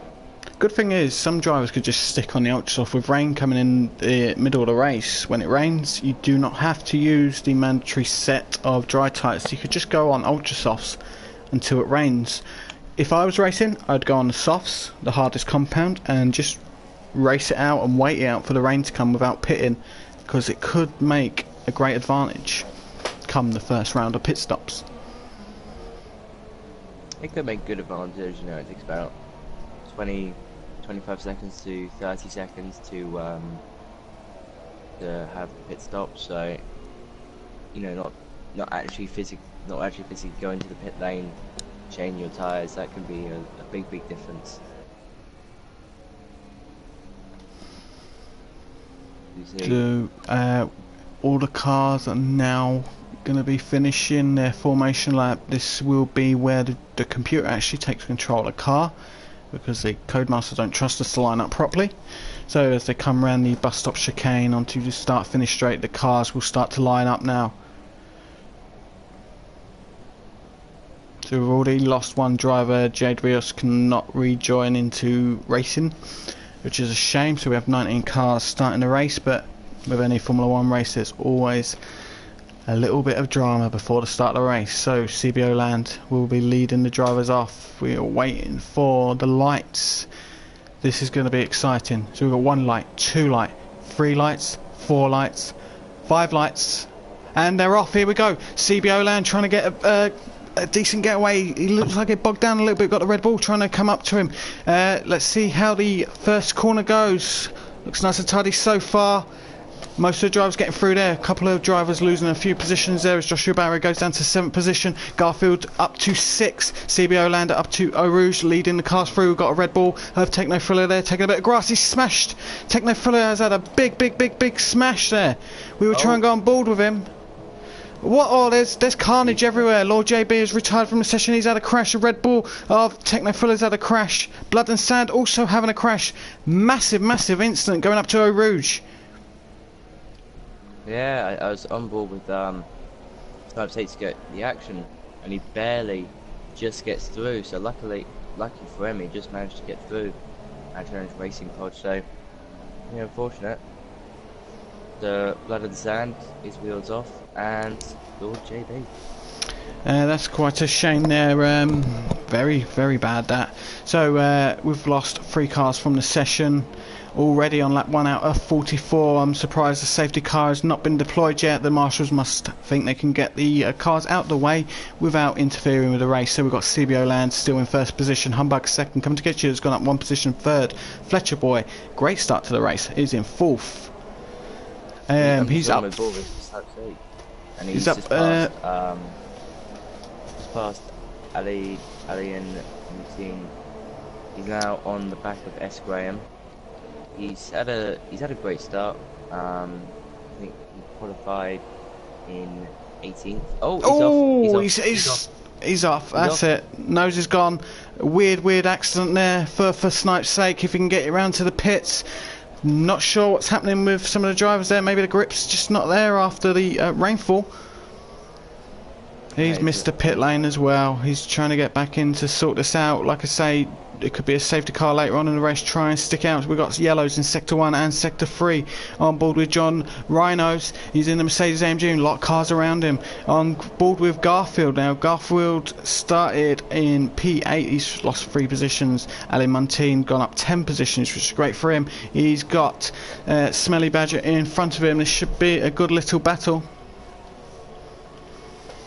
That's great. Garfield losing a few positions at the start. Can't blame him. He's catching Ali in quite quickly. And John Rhinos has crashed out in the Mercedes AMG. He is out of the race. Got Snipe Snake and Techno Thriller in the pit. Jesus. We will go on board with Fletcher Boy in the Williams. He's coming up behind, coming to get you. But it's very weird going up Eau Rouge. I think 6 people have crashed, maybe 7 people have crashed over the qualifying and the race. So Harouche is quite a dangerous corner for F1 2017. So it's quite interesting. CBO Land has got an over a second in front of Humbug, who's in second. Jonas, a great driver. We've got Dave coming to get you. He's in third position. He's got Fletcher Boy 8 attempts to second behind him. We'll go on board. We're coming to get you. He's trying to have a little run on Humbug. They're going up to the bus stop chicane. They're both in the McLaren Honda teammates. Let's see how this goes. We've got coming to get you. He's going to try his best to get better traction out there. He's behind Humbug. Everyone can see CBO Land. They're going down start finish straight now, and DRS will be enabled, which will be a blessing for coming to get you to try and get past Humbug. We will be on the Kemmel Straight. Decadent has got past Smelly Badger. Guys, it's Mudkip past Racing Podge. Smelly Badger and Racing Podge are in the pits, so they must have had contact or made a mistake there. You've got the McLaren Hondas like right behind each other. Coming to get you. Will be trying to get past his teammate Humbug. Side by side, they're going to go into the turn. Let's see if they can keep it together going at the end of the Kemmel Straight. There looks like a bit of contact there. He sticks his arm up there, coming to get you. Not happy with that one there. You got the Williams, a Fletcher Boy on the back of Humbug now. Fletcher Boy trying to make up some positions there because he had a really bad accident in quali. Smelly Badgers onto the soft tyres now. Go on board with Fletcher Boy, the Williams driver in the league as well. He's trying to put a bit of pressure. He's got his teammate Lee Nell, who's 2.3 seconds behind him, which is quite decent for Lee Nell. He's made up a great amount of time there. Chopper, he has retired. Every single driver is having problems going up Eau Rouge. Now it's probably 8 drivers. And Blavis has left the session. So Humbug, after a great start, is under pressure now from the Williams of Fletcher Boy. It's going to be a very intense battle, especially leading into the bus stop chicane. Who's going to brake late, if anyone brakes late at all, or will he try and wait for the DRS on the start finish straight to try and make his move? I think they're going to wait for the DRS on the straight, but it's very, very close. Just between the whole pack. We'll go on board with Garfield. He is chasing the Red Bull there. Garfield is pitting. Must have damage. That's a very, very early pit there. Alan Muntean making a move on S. Graham. S. Graham trying to get that position back. They're going to go up Eau Rouge. Looks like side by side. Let's see if both drivers have the guts to try it out. Looks like the Renault driver is trying to slip back. Oh, he's making a move. He made a great move there on Alan Muntean. S. Graham, what a move by him up to Eau Rouge. Brilliant bit of driving there. We'll go on board with Joshua Bauer. He's trying to catch up the Williams of Lee Nell, who's in 5th place. Lee Nell's teammate is Fletcher Boy. He's let Humbug through again, and he's on the back of Humbug again. It's looks like there was a bit of a lock up there. Techno Thriller 151.096, fastest lap of the race so far. The Williams is going to be starting to get frustrated by the McLaren Honda there. He's going to try and have to get enough track to make a decent move there. He doesn't want to bin it or end his race, only on lap 4 at the moment. Techno Thriller catching up to for Snipe's sake. He's now going to have DRS going down the Kemmel Straight. Let's see if Techno Thriller can pass him here. Probably going down into turn 7 of Les Combs. Does he have it? No. So there we go, Techno Thriller. He's trying to make a move on the Mercedes driver. He's going to keep it nice and close, but he will be losing downforce there with the turbulent air off the Mercedes. Trying to keep it close as possible. We will stay on board and hopefully it's move. And we're going to change actually. We're going to go on board with Coming to Get Ya. He's in 2nd position trying to make a move on 1st place. CBO Land. There's a little bit of lock up going into the bus stop chicane. They're keeping it clean. CBO Land just keeps ahead. DRS will go in for, I think, CBO Land will get the DRS there. They're going down start finish straight. It is very, very close. Coming to get you, trying to make a move, going to go into turn 1. Is he going to try and make a little dive? He does. Great bit of driving there, but CBO Land is trying to get the Renault back in 1st place. McLaren Honda is under pressure now. Are they going to go up to Eau Rouge? But side by side, we'll wait and see on board now with the McLaren Honda. Nice little camera view there. Trying to give CBO Land a bit of space, you can tell there. Oh, looks like a bit of a touch there. They're going down the Kemmel Straight. Who's going to have DRS? Looks like the Renault driver of CBO Land will have DRS as Coming to Get You tries to keep up with the pace side by side. Going into the turn is, Coming to Get You is not going to make a pass there. He's got so many laps in front of him, he's going to try and plan it a little bit more better. And we're on board with the Williams of Fletcher Boy. He's behind the McLaren Honda of Humbug, trying to get past him once again. He's already made the pass and successfully in this race, but he's edging closer and closer. I think he's done it. What a great pass there. Great driving by Fletcher Boy and Humbug. Technothirst finally got past for Snipe's sake after a full lap of them fighting it out, and I think Technothirst needs to get away as fast as possible from for Snipe's sake. On board with Ali Montini is only under 5/10 of a second behind S. Graham. S. Graham in the Renault with the Toro Rosso of Ali Montini. Let's see if he can try and get a move done. He may have to wait until near the bus stop chicane. That is the best place to pass in one of the slowest corners on the calendar. So we're going to go on board with Coming to Get You. He's only a couple of attempts behind him on the Kemmel Straight. No, not on the Kemmel Straight. There you go. I've lost my bearings. Oh, he's touched a bit of grass there. They're going to go right up to the bus stop chicane. Look at the McLaren Honda right behind the Renault. The Renault driver is taking a late break in there. McLaren Honda brakes very, very early. Let's see if we can get better traction out of this corner. He's going to have DRS in a minute. DRS wide open. Come on, open that DRS. There we go. Coming to Get You, open this DRS. He's going right behind the Renault there. Renault's maybe going to try and take a defensive line into turn one. It looks like there's a couple of drops of rain I've spotted, so that could throw a spanner into the works for some drivers. So we've got Fletcher Boy also getting past Humbug, which is brilliant. S. Graham getting past Ali Montini. There's moves all up and down the field. Got 15 drivers left. We're on lap 6 out of 44 first 100% race for Speed Force Racing. Thank you for joining us. So we've got some more drops of rain coming down. Coming to Get You is 3 attempts behind the Renault. Is he going to try to make a move into the corner? No, he doesn't. He's trying to keep it nice and sensible there. We'll go on board with Humbug. He's trying to get third place back from Fletcher Boy and the Williams. I think the top four is so close together, it's unbelievable. And then you got Lee now, not far behind, only 1.5 seconds off of Humbug. So it's going to be really, really close to see who gets on the podium. And we can see a little bit of droplets of rain. That's really, really interesting. Coming to Get You is very, very, very close to CBO Land. He's going to try and make a move on the outside, but CBO Land covers it off. Great race awareness by CBO Land there. Keeps the Renault in front into first place at the moment. They're going through a ghosting car because someone's retired, and it shouldn't put too many people off. Some people do get put off by the ghost, but rain is starting to get a little bit heavier there. Let's see if the dry tyres will last as long as possible. So Coming to Get You is about 4/10 of a second behind CBO Land. Humbug is trying to close up to Fletcher Boy. Fletcher Boy 1.45 seconds behind Coming to Get You. Their rain is coming down heavier now. Who's going to jump first? Who's going to go onto the inters first?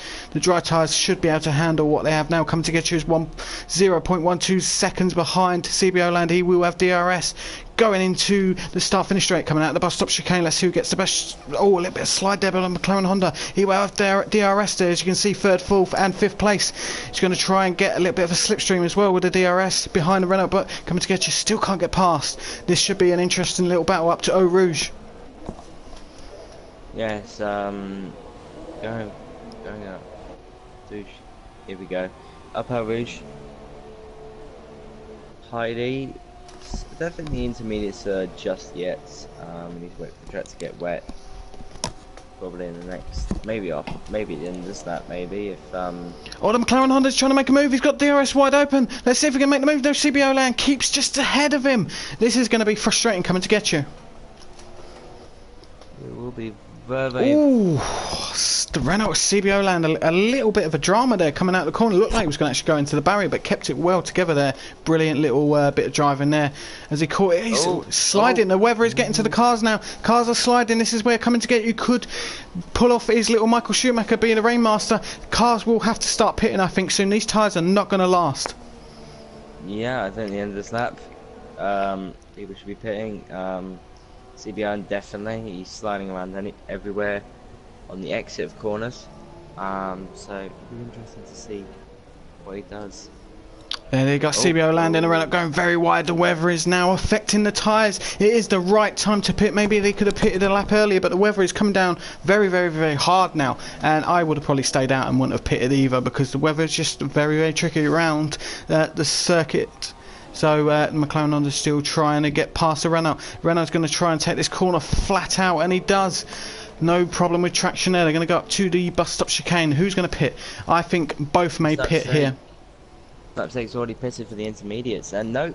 Oh, they're both carrying on. That is very brave of them both, especially with Rouge coming up. So we've got CBO Land still leading, coming to get you. Coming to get you. He's going to try and get a bit of slipstream. DRS wide open. Is he going to try and make a move into turn 1? No, he doesn't. He's very smart there because he knows he's got the Kemmel straight. He's a long straight and great opportunities to pass. He's going to try and get as close as possible as he can. Fletcher Boy still in third place. Fourth is Humbug Lee now fifth. Decadent getting past Joshua Barry for 8th position. And Joshua Barry pitting now. So we've got one driver on the intermediate tyres. Humbug getting past Lee now there. Ali Muntean getting past S. Graham. The McLaren Honda is going to have DRS wide open with the Renault going down the Kemmel straight. Let's see if we can make the move. Coming to get you, he's trying to make the move. Oh, he's no. Renault is just keeping that position. Great defensive driving there from CBO Land as Joshua Barry pits, and he's on the intermediate tyres. He goes down to 10th place as Garfield and Joshua Barry trying to have a great battle, but we will stay on board with coming to get you. He is putting CBO Land on pressure for about 3-4 laps now. We're on lap 8 out of 44 of the Spa race, which is a 100% race, a one-off race for Speed Force Racing. So coming to get you, still putting that pressure on CBO Land. Yes, he's still putting on the pressure. Maybe CBO Land might have a moment. You know, you would feel if you feel much more under pressure, then you have to get everything right. And Joshua Barry is now on the intermediate, so only 2 people right now, only on the intermediate. Oh, look at that, the McLaren Honda having a little bit of a slide there. I think the track conditions are getting worse there, but he's still right behind the Renault. These two may have to pit soon. There's 6 seconds already off their usual dry weather time, so I think it's time to pit. Only 2 drivers on the intermediate tyres at the moment. Is anyone brave enough to keep driving on the dry tyres in this weather, because it's only going to get a little bit heavier? It's going to be close. Going up to the bus stop chicane, let's see what. No change in time. Nope, staying out. That's very bright. Oh, that's it. CBO Land has spun on the exit of the bus stop chicane. Does another spin to try and get his car facing the right way. So coming to get you is in first place. Fletcher Boy second. What a shame. CBO Land, I think, may have regretted not pitting there. Let's see if coming to get you can get past Eau Rouge and the Kemmel straight while sticking on track. It is very heavy rain now. I think we should be on the inters as drivers pitting everywhere. Humbug, Linnell and Decadent also pitting. Humbug and Linnell putting on the intermediate tyres. Ali Muntean is gaining from that as S. Graham. 4th and 5th for Ali Muntean and S. Graham. Brilliant racing so far. Humbug, Linnell, Decadent all on the inters. Garfield pitting as well now. So all the drivers are trying to get as far as possible. CBO. Oh, what a mistake. There you go, his wheel is completely off and it goes through the track there. That's how bad it is. Wow, just because he didn't make the pit, that is... Wow. Unlucky. Unlucky now. I think a lot of drivers will pit now after that accident, after the final corner out of the chicane incident, and then now going up a Rouge. That means there's definitely time for intermediates. I think the drivers are trying to take it a little bit slowly now. The pace has slowed right down. The drivers are trying to keep it on track. Guys, it's Mudkip. His 9th position is only 7/10 of a second behind Joshua Barry. Coming to get you has got Fletcher Boy behind him, 1.5, nearly 1.6 seconds. Drivers should be taking it easy, but it's a very hard track to master. The Mercedes coming to get you there. Let's see if there's any damage to coming to get you. I think there is a bit of damage. I think it's front wing. Yeah, that's disabled, so yeah, it's definitely intermediates now. Yeah, that's it. That's the great sign from race control. Looks like he's got damage on his left part of the wing, so not too great.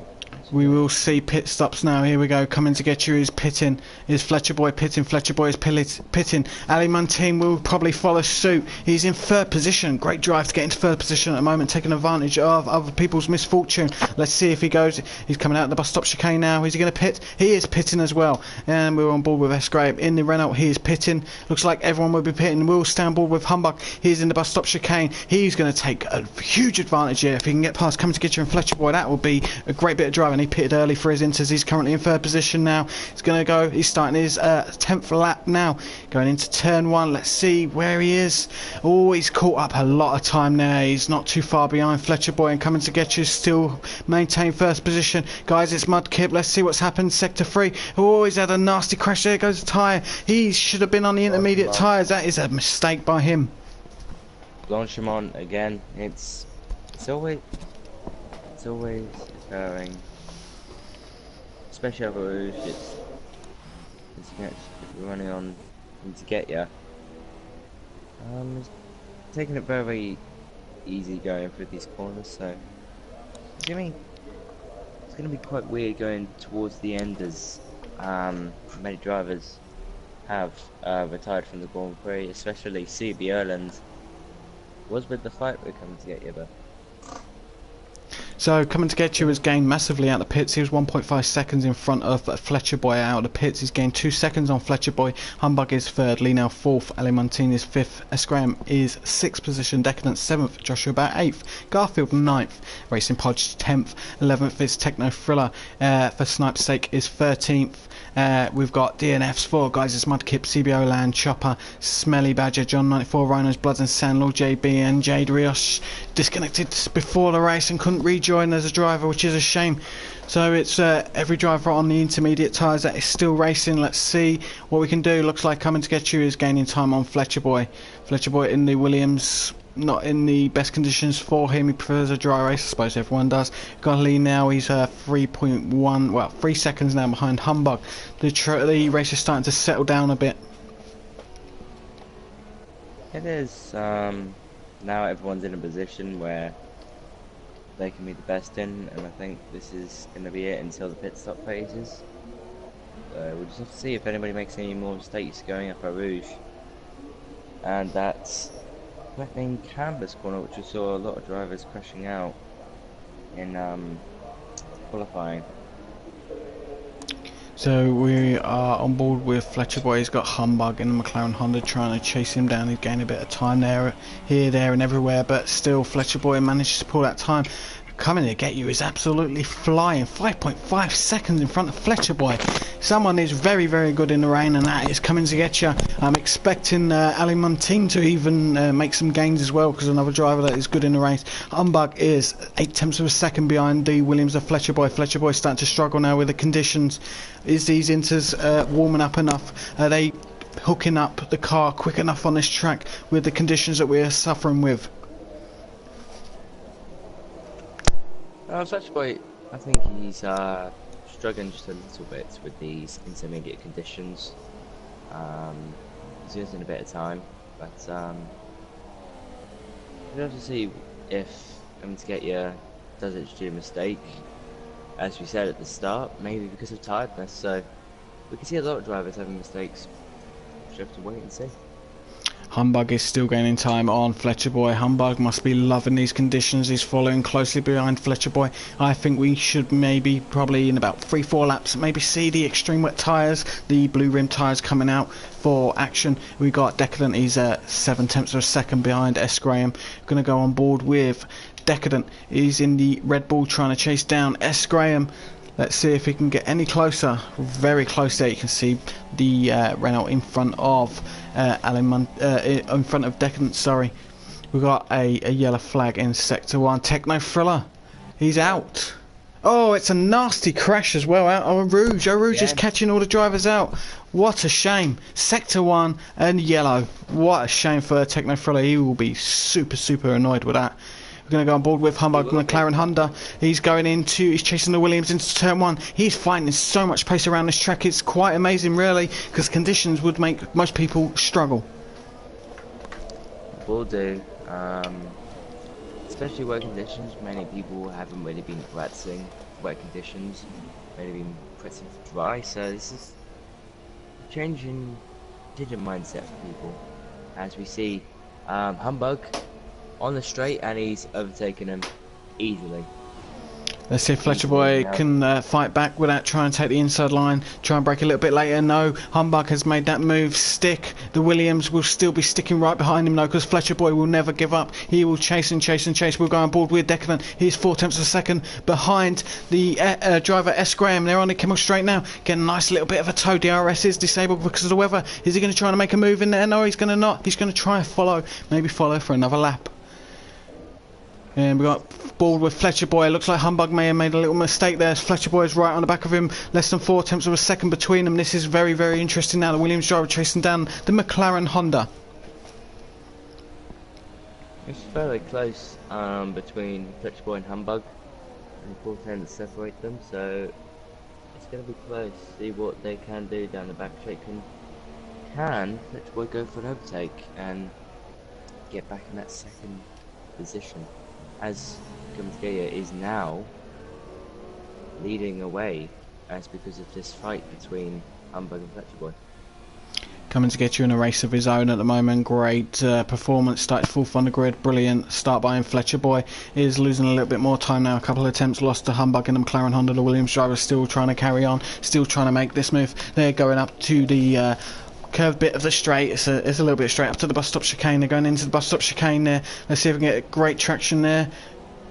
Yes, brilliant traction from the Williams driver there. Fletcher Boy is 1.2 seconds now behind Humbug. Humbug must have gained a little bit of time there. Decadent is 6/10 of a second behind S. Graham. Decadent trying to get out of 7th position.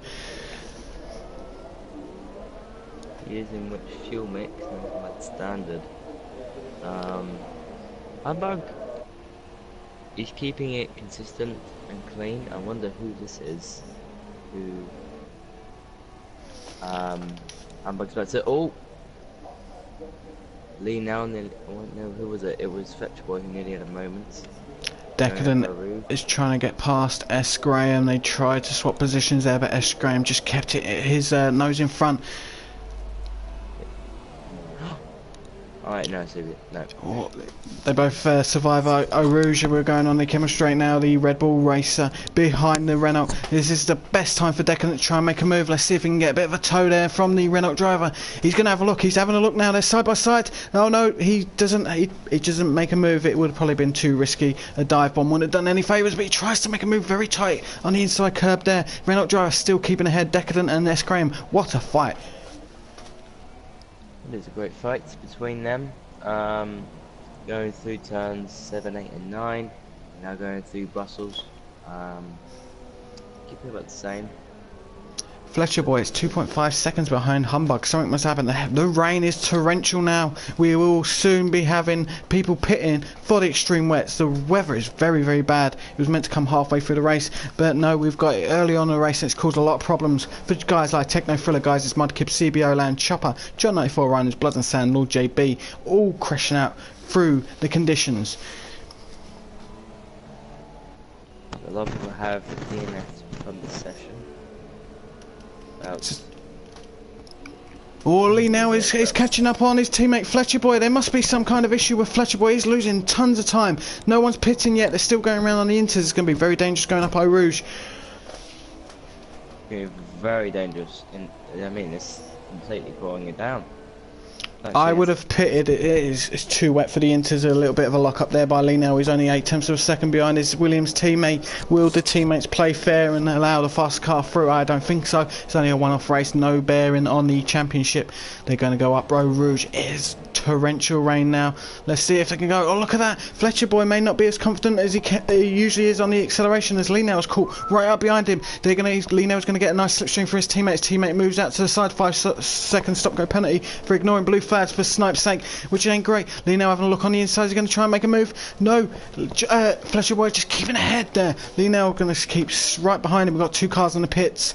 Garfield, Joshua Barry. Joshua Barry going on to the wet weather tyres. I'm assuming Garfield is doing the same.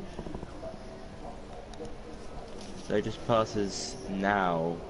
Finally, for Snipe's sake, but now Joshua Barry going for the wet. So I think that's the correct call. The Inters are not doing well, but Garfield stays on the Inter tyres. So only one driver on the extreme wet tyres. That is Joshua Barry in 8th position. We've got Racing Podge in 10th position, pitting as well. Rain, the rain is so heavy now. It's earlier than expected. There's still 30 laps to go. It's going to be a long, hard slog for these drivers. This would normally be British weather, but unfortunately now it's turned over to Belgium as Racing Podge pits for the wet tyres. Good call there from Racing Podge. It's a good call early because some people are still on, well, mainly the whole pack is still on intermediates, and they can lose a lot of time with intermediates now because the rain is so heavy. Oh, look at the Williams drivers. They're 0.164 seconds between them.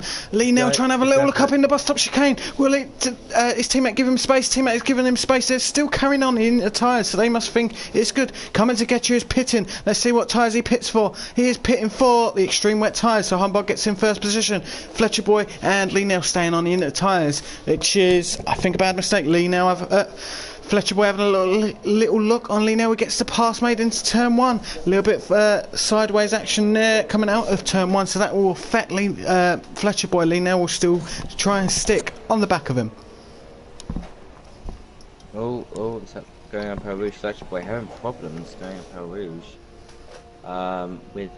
With Lee Nell right on the back of him. See what he goes for. Oh, he's going for dive bomb. He's going for dive bomb on his teammate. Oh, that's not really giving him any room. These guys are teammates in the regular Force Speed Force Racing season, and it looks like they're battling out. They want to win this race, but Humbug is first. 7 seconds behind is Fletcher Boy and Lee Nell. They're on the intermediates. First driver on the extreme wets is coming to get you, the race leader, before he pitted. Let's see if these tyres that he's on now can deal with the weather. The Inters are struggling, but Lee Nell and Fletcher Boy still putting in an amazing performance to keep these tyres and keep their cars on track. Yeah, absolutely great performance, but coming to gate is now catching by a 10th every second, so he's doing. Oh, there's a bit of sliding there from Lee Nell. Coming to get you is right on the back now. We've got an incident in Sector 3. We'll try and see what that is. We're going to stay on board with the two Williams drivers and the McLaren Honda. Racing Podge is retired. We'll go and have a check on his car. His car seems to... Oh, he's had a bit of wing damage. Shame he retired through that. Lee Nell is on the back of Fletcher Boy. Only 4 tenths a second. Coming to get you is less than a second behind. Look at the weather. It's torrential rain. Oh, the Williams driver going wide there. Lee Nell going a little bit wide. Maybe the track's getting a bit too much. They're both on the same team. Who's going to pit first? Are they going to double stack? Let's see what happens. And we've got Fletcher Boy into the pits. Lee Nell is in second position. Coming to get you is right behind Lee Nell. I think these guys should have pitted for their extreme wet a little bit earlier than they have. Yeah, Sector 1 is a problem. Find that one. Oh, and he's in second now. The wet tyre's showing. Oh, look at that! Lee Nell get past him. It looks like coming to get you had a little bit of a slide coming out of turn one. So Lee Nell is gained really well. It was a yellow flag, so we had to give the position back. Oh, there you go. Thank you for that. That is a great bit of information to have. But it looks like the McLaren Honda driver in coming to get you is right behind the Williams of Lee Nell. Lee Nell trying to be defensive here. He's going to try and cover the inside. No, they try. There's a bit of contact. Look at the Williams and the Honda, still contact. Oh, that is a very messy situation. And look at that, great driving there by coming to get you. Gives the position back to Lee Nell, and it won't be too long before coming to get you and Lee Nell will be having another battle. So this is the running order at the moment. Humbug, he's in first. Lee Nell second. Coming to get you is third. Fletcher Boy fourth. S. Graham fifth. Alan Montini sixth. Decadent seventh. Joshua Barrett eighth. Garfield is 9th, Snipe Snake is 10th, and we've got 10 cars out of the race. That is a really bad rate of drivers coming out of the race. 10 drivers already down, and we're not even halfway through the race. Let's see if we can get through. The McLaren Honda's right behind the Williams driver now. He's going to get a nice tow, but the downfall, the turbulent air will affect the McLaren Honda. He's having a look to the inside. Williams driver covering it off. McLaren Honda is trying to do it. He's going to get the pass done. The inner tyres are gone. They can't handle this weather. So coming to get you makes the pass on the Williams driver of Lee Nell. Fletcher Boy is gaining tons of time on Lee Nell. How will Lee Nell try and cope with this weather to get round round to the pit lane to get them extreme wet tyres on. So Humbug is still on the Inter tyres, and he's getting chased down by Coming to Get You. It's only 13 seconds or 12.5 seconds behind Humbug Coming to Get You. Will Humbug make a pit? No, he's carrying on. Humbug is staying on the Inter tyres. I don't know if that's going to be a mistake going up to Eau Rouge. Rain looks a little bit lighter than it was before. I think that's I think it is a mistake from Humbug. Coming to Get You is gonna be in the lead when Humbug goes into the pits. So now he's going to be catching up to Humbug really at a fast pace. So can't wait to see at the end of this lap if Coming to Get You is going to be behind him. Lee now has stayed out, and Fletcher Boy pitted for Inters, which is a strange decision. Maybe he knows something that the rest of us don't. But Humbug is still first place. Ali Montine gets past S. Graham. So we've got the McLaren Honda on the extreme wets, with some cars around him are on the Inters, which is straight. We'll go on board with Ali Montine. Looks to having a battle with S. Graham. These two have been battling through the race so far. Tons of spray coming off the Toro Rosso there. How will the Renault driver see that? They're going through Eau Rouge now. Keep it nice, keep it on track. They both do there. Go down a Kemmel Straight now. I don't think S. Graham's going to be close enough to get a tow, may get a distant tow, but whoever and Turbulent Air will be going against him. He's almost got it through Eau Rouge, but just backed off. He's going through Les Combes,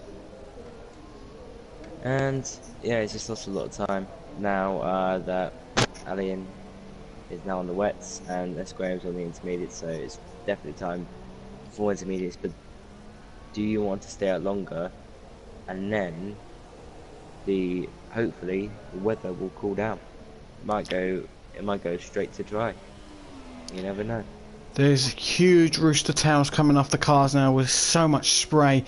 The Coming to Get You has gained 6 seconds on Humbug, which is amazing. It shows the Inter tyres are not the right tyre to be on. Let's see. We've got his teammate Humbug in the McLaren Honda. Will he be pitting? No, he carries on for another lap on the Inters. I think that's a mistake. I think it's a mistake for the last 2 laps. But Humbug, a very talented driver, may prove me wrong. Coming to Get You has made 6 seconds in 1 lap. It's astounding. It really is. That is crazy. That is absolutely brilliant from him. He's even gaining 4 tenths within the first corner. So I think by the end of this lap, he's going to be right on the back. This has been a race of nutrition as loads of drivers have crashed out. We've got the McLaren Hondas 1 and 2, which we may see the McLaren Renaults next year, which would be exciting. We want to see Alonso getting a race win next season. That would be brilliant for F1. But as for the race now, we've got S. Graham, he's pitting. He's on the intermediates at the moment. Will he be pitting for the extreme wets? Let's hope so, because I think the track is too wet for the Inters. Humbug is struggling. I think he definitely should have pitted the wets, because he's losing a lot of time now. I'm gonna get you. He's flying. He's absolutely flying with those tyres. I think he's having the moment of this Grand Prix, the best time right now, and almost halfway through the Grand Prix. And I think that Olivier might actually win this. So, Coming to Get You has gained 9 seconds and a lap and a half. That just shows you what people on the Inters must be suffering with. They are suffering bad with the weather. Let's hope it can clear up so we can get a bit of dry running towards the end of the race. That would be brilliant. So 2.6 seconds separates teammates Humbug in the McLaren Honda and Coming to Get You in the McLaren Honda as well. Coming to Get You was in first position but pitted because of the nature of the conditions, and he was 12 seconds behind lap and a half, nearly 2 laps ago. Now he's 2.47 seconds behind, 2.2 now. He's closing up to go near the bus stop chicane. These two will be very close going up Eau Rouge. Let's see if Humbug will be pitting. He carries on again. Humbug is carrying on. Brave driving there from Jonas, but coming to get you. Linnell gets a 3-second time penalty. Multiple warnings that be for corner cutting. Coming to get you is 1.6 seconds behind his teammate in the McLaren Honda. Going into turn 1 now. Let's see what traction gets. What traction Jonas gets. He gets quite good traction actually for the Inters. Only a second behind now is his teammate coming to get you. They're going up Eau Rouge. Only 6 tenths of a second now. Is Humbug going to move out of the way for his teammate? He's clearly faster than him. Let's see, but they're battling out for the race win. Oh, coming to get you. Nearly gets his wing taken off there by Humbug. A little bit of a slip, maybe not enough traction. Let's go on board with Humbug. They're going to be side by side. Humbug trying to take the defensive line to try and block off the inside corner. Let's see what they can do. Oh, it's going to be close. It's going to be pushed. Coming to get you, gets past. A nice move, nice bit of driving from both drivers, but the wet weather tyres, the extreme wets are the best bet at the moment. Humbug in second, Linnell third and fourth. Oh, Alimentina's got past the Williams. Oh, Fletcher Boy, the inner tyres are not working. Alimentina on the full wets. The Williams cannot keep up on the Camel Straight because of the amount of water on the track. The Inters are not clearing. That is a shocking decision stand. The Inters, I don't know what about. Why Fletcher Boy would have done that. It'd be nice to hear his thoughts afterwards. But we've got coming to get you. He's 1.5 seconds in front of his teammates. Humbug has going to have to pit this lap because the inter tyres are not working. Maybe he's getting a bit of weather information from his pit that the weather's going to clear up, but it's too late. I think it's too late for Humbug. He's going to suffer. But Alain Montine is on the extreme wets. He's 2 seconds now in front of Fletcher Boy. Fletcher Boy on the wrong tyres. I think he's going to be Alain Montine's going to be chasing down his Williams teammate Lee Nell very, very quickly. I think, as you said, Humbug's left it way too late, and you can actually see, if you can't, but you can actually a little bit of blue sky. So maybe the next few laps, the track might be able to dry up, and intermediates might be able to get into play.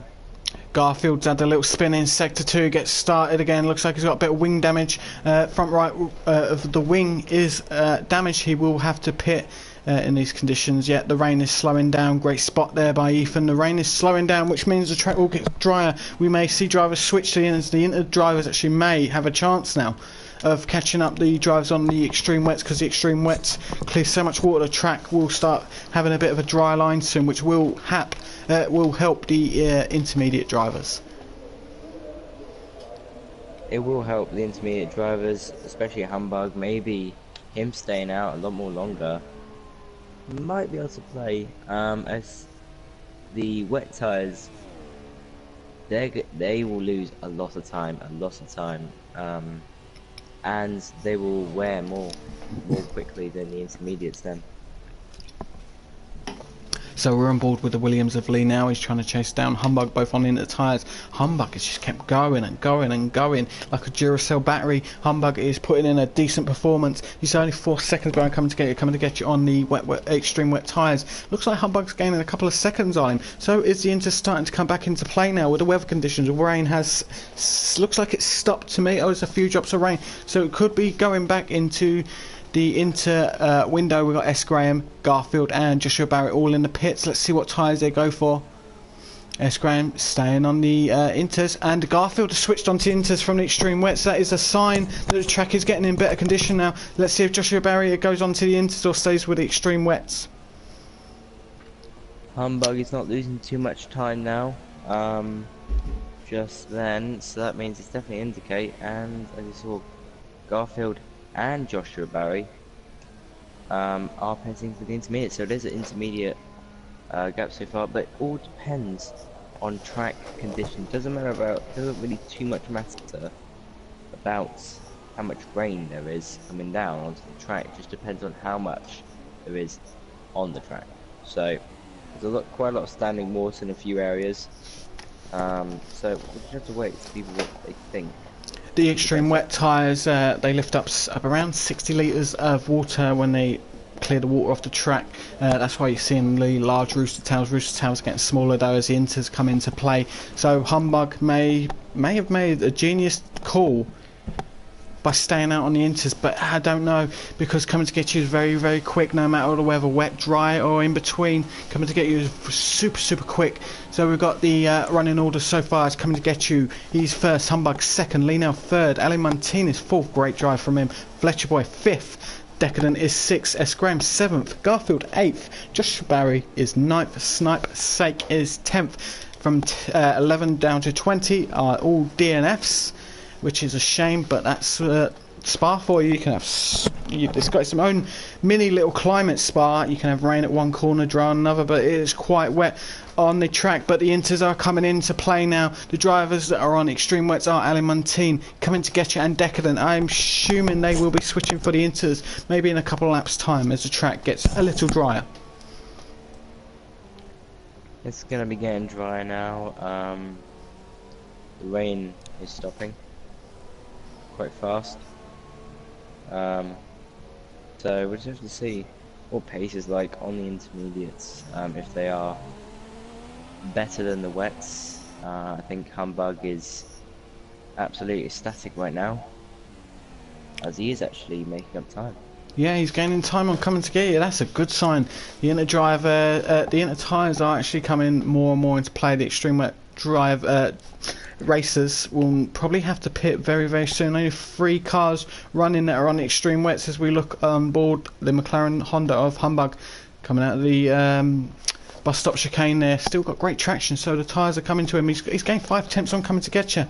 Coming to get you is pitting. He's pitting now. He knows these tyres are no good. We'll stay on board with coming to get you. He's going on to the inter tyres. This is it. The track is getting in a better position. Lee now. He's coming out of the bus stop chicane.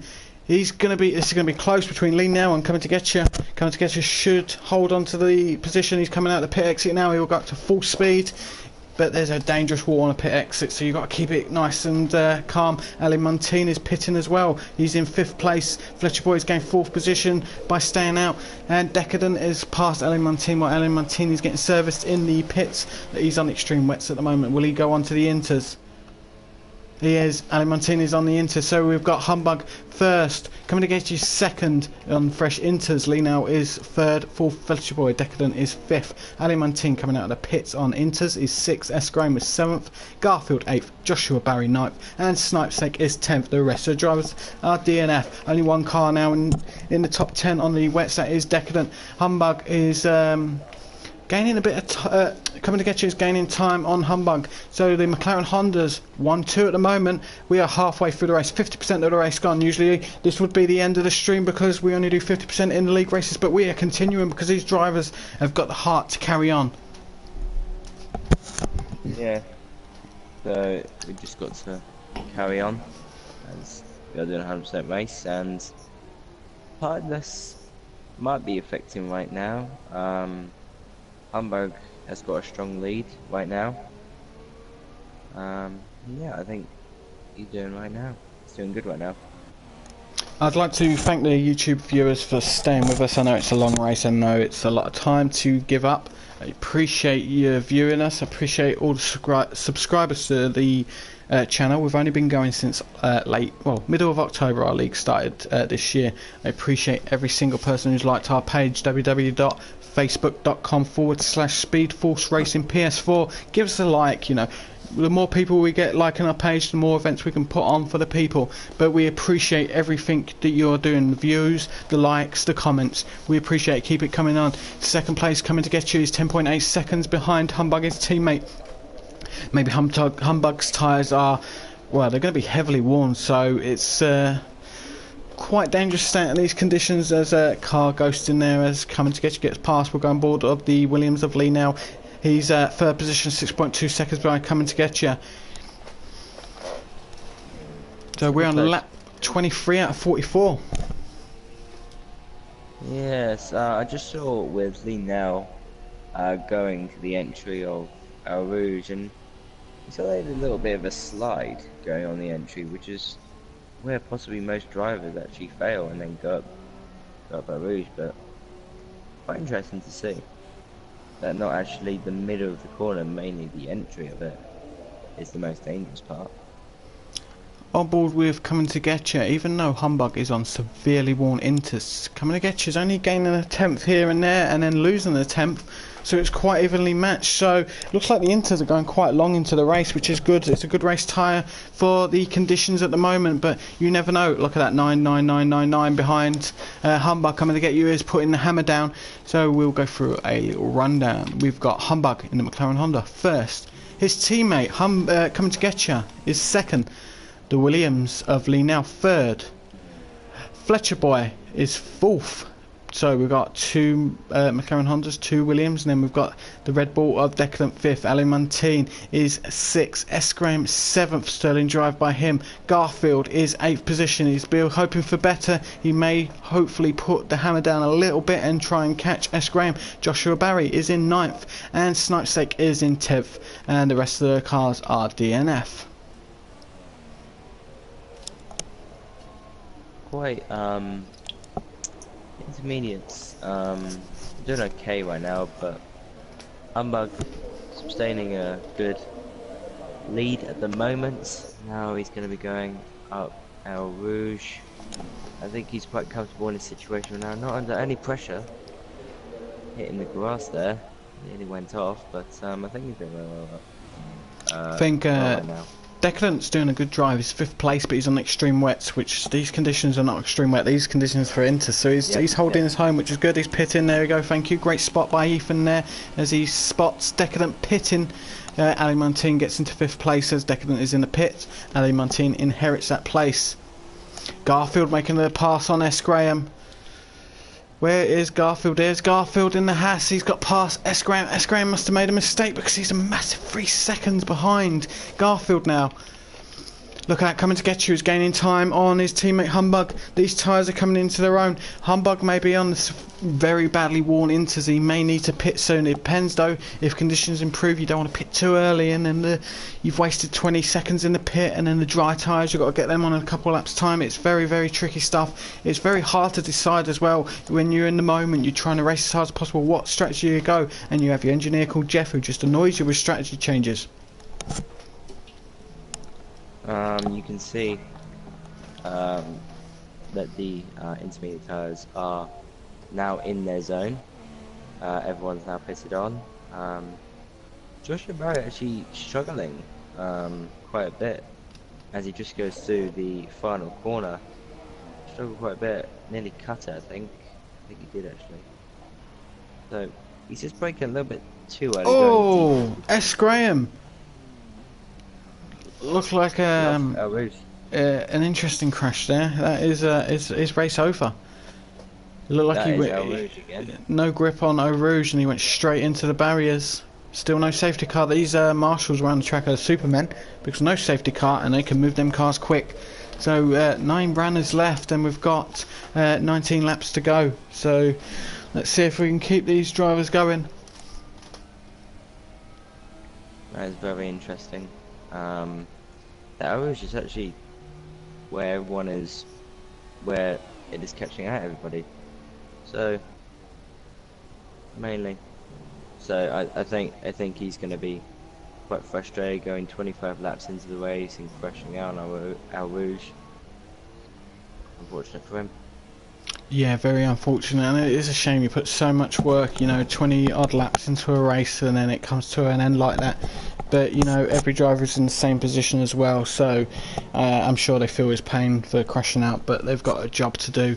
So let's see, we've got Coming to Get You still trying to chase down Humbug, and I thought Coming to Get You would be chasing him down a little bit harder than he is, but he must be trying to control the race. Track looks like getting it better, the weather's getting a little bit more calmer now, not as much rain, a few drops here and there. Could we get a dry race to end the race? We could. That will inflict quite a lot as people will be pitting. But it just depends on what the track is like because it will be cold from all this wet weather. It'll be cold, so that means a lot less tyre grip. We'll just have to see what will going on. I think everyone will pit onto the ultra soft tyres. I think the super softs, the ultra soft tyres will go to the ends. I think the super softs will just be a waste of time. It'll just be very interesting and went dry as they now nearly hit the barrier. going through turn 16. So it's going to be interesting going to the end of this Grand Prix, as the final dying stages of that will be interesting. So Humbug's starting his 26th lap. He's done a great job. You know, on them inters for God knows how many laps, and to be still 6.7 seconds in front of your teammate on the fresh inters is a great job. Goes over Eau Rouge really nicely, hands it. He's onto the Camel Straight. So Humbug, great driver, admin of Speed Force Racing as well. Putting on a decent show, as Coming to Get You is in second position, less than 6 seconds now. It looks like Humbug's tyres may be wearing it out a little bit, not as much performance for Humbug. Lee now third position, and the Williams just coming through Eau Rouge. We've got his teammate in the Williams, Fletcher Boy, through Eau Rouge as well. Looks like Eau Rouge is dry enough. It looks like the track is drying up very, very quickly. Would you be tempted to switch in the next couple of laps to dry tyres, Ethan? The next few laps, yes, not right now, as you can still see spray from the cars. But yeah, in the next few laps, probably in the next 4 or 5, it looks like it's dry. This is a good sign. We could have a nice little finish. There's a few drivers that are quicker in the dry than in the wet, so it could play into the hands of some drivers, especially like Garfield, who put in a sterling effort in practice. Currently in 7th position, he won't be happy with that. A little bit of a slide there by Fletcher Boy. Lee now, his teammate, is putting in a decent performance as well. He didn't have the best of qualifiers, but still putting on an amazing show. We will ride on board with Humbug, the race leader. Quite a bit of rain around some of the corners. The magic of Spa, it's such a long track that you can have heavy rain at one corner to another. McLaren Honda coming up to the bus stop chicane. Let's see how he goes into this. Nice, clips the apex there, clips the apex on the exit of the corner. Nice bit of traction. He's still got good tyres on him then. Looks like Humbug has still got that bit of performance left in tyres as he starts lap 27. But the McLaren Honda of his teammate on the same bit of tarmac as him now. He will see him in his wing mirrors. DOS has been enabled now, so that it really indicates that the track is drying up and the rain is stopping. We've got Lee now pitting. Let's see what he's going to pit for. I think it's going to be for the dry tyres, but I could be wrong and say it's a lap too early. Don't know if he had. He's going on super softs. On super softs. Didn't know if he had a broken front wing earlier, or was that? That was Fletcher Boy. So Lee now is coming out of the pits. The first one, this will be important data for the rest of the cars on the super soft tyres. Humbug may have played an absolute blinder. If it stays dry, he's only made one stop, and he's in front of Coming to Get You. Coming to Get You has made a pit on the inters, so they both have to pit for dry tyres if the track calls for it. We're going to ride on board with Lee now. Let's see how he gets through. He makes Eau Rouge comfortably. The track is ready, I think, for these tyres. We've got Decadent coming into the pits. He's on the inters. Let's see what he changes to. He changes to super softs. Them tyres should comfortably see you to the end. They should, but when Lee now was going up Eau Rouge, he actually backed off a lot. Backed off when he was going up the second part of it, of the grass. He actually really backed off. So that's showing to me that they're still a little bit unsure of the conditions. They're trying to get their braking points set up for a drying track, but the track is still damp and there's a bit more rain around some corners than others. But we've got Garfield in the pit. For Snipe's sake is in the pit as well. We've got 3 drivers now on the super softs. For Snipe's sake, an odd choice going onto the hardest compound, the soft tyres. I think maybe a bit too hard. Super softs would have probably been the best option. Yeah, but I think it just depends on what tyres he's got left, but I don't think it's actually quite a strange call. Humbug is pitting, the race leader is pitting, and his teammate Coming to Get You won't be pitting because it'll be a double stack, so Coming to Get You will go past and claim first position. Humbug second. Let's see what tyres they've got ready. The super soft tyres for Coming to Get You. For Humbug, sorry, Coming to Get You first place now. If he does a cracking lap now, he can pit. This is hammer time for Coming to Get You. He goes past the lap car there. Fletcher Boy also pitting. He's on the inters. He should be pitting for maybe the super softs to get him through the end. Don't think the ultra softs will carry a car to the end. Do you reckon the ultra softs would last if we put them on? No, I don't think they'll last. Even though the track conditions are quite cold, I don't think they'll last too much. Super softs, I think they will, and they'll still have good pace. Ultra softs, not really too much. Look at the Toro Rosso. The Toro Rosso of. I'm not sure who the Toro Rosso is, but he's trying to coming to get you a hard time. He's trying to lap himself. Not sure what's happening there. Dutch Boy's retired, I think. He's just retired. Well, that's a funny call by Fletcher Boy. I have to wonder why he done it. That is a very weird call. When he went into the pits, then he retired and didn't even change tyres. So that is a very weird call. So we've got coming to get you on the Inters, but that's because his teammate pitted before him, and his teammate's only 3.6 seconds behind. The track is getting drier and drier, and coming to get you is suffering. This is going to be a drive of the year for Humbug. It is. I think he's going to be well over 30 seconds in front of Get Oh, he's off. And Humbug will take the lead of the Belgian Grand Prix. Oh wow, that was called perfectly by Humbug. He was the leading car on track, so that's why he got the pit in front of his teammate. So come to get you will have to pit. He's got to do it. He may be a little bit quicker in the dry tyres. He's pitting. So there we go. Humbug has got the lead on the super soft tyres. There is only 15 laps to go. That's a lot of laps to go, but let's see what we've got. We've only got 9 drivers in the race. Now Lee's gonna pass. To get you, he's now past the. Yeah, there you go. Now he's passed them. So, and again, he's lost 2 positions within 2 laps. Coming to get you, coming out of the pit now. He's got a lot of work to close down Humbug. Yeah, he's got lots of work. Humbug sector 1 time 30.7. That shows that they're very close to the qualifying sectors. So that shows the track is evolving so much. The track is a living thing. It will evolve with more rubber coming down. It gives the cars which are lighter now with less fuel the opportunity to really put some cracking laps in. Yes, I think they'll put some amazing laps in hopefully, and let's just hope that Humbug can really keep this position. The lead of the Grand Prix is Garfield. It's a 1 minute 50.3. Not bad, but we'll have to see what Humbug sets as he goes 2 seconds quicker than his fastest lap. I think that is 4. Let's see what time he sets. Maybe near his qualifying time, or maybe. It's quite amazing now. The track has dried out so quickly as he comes up to the bus stop chicane. No lockups, no issues. Let's see if it gets great traction. Oh, excellent traction out of the corner. Humbug on the start-finish straight. Let's see what his lap time is going to be quick. A 1:49.051. That is a brilliant lap time by Humbug. He's going to set down the pace. Humbug is doing a great job trying to get a bit of a cushion towards his teammate coming to get you. Pitted a lap later because they didn't want to double stack the McLaren Honda garage.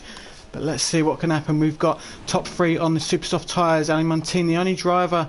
Ali Montine and Snipe's Sake are the only drivers on the hardest compound. I think they could have gone for the super softs, but let's see. It may work out for them. Yeah, they might have pace right at the end of the Grand Prix, but for like Snipe's Sake, he is 1 minute and 35 seconds behind Joshua Barry. So I think he should just go on some super softs, just try and play out, just try and catch up to Joshua Barry. So we're on board with McLaren Honda, just finishing the Kemmel Straight. He is on the super soft tyres. He's got 19 seconds to gain on his teammate Humbug. That is a lot to ask, but there's a lot of laps left. 14 laps. Anything could happen. We could get a splash of rain.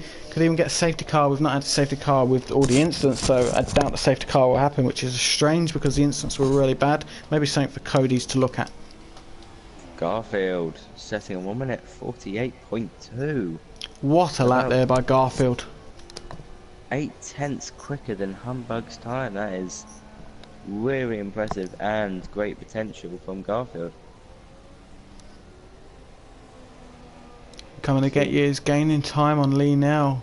It's only about 3-4 attempts a sector, but they will start adding up into seconds and get him closer and closer to second place.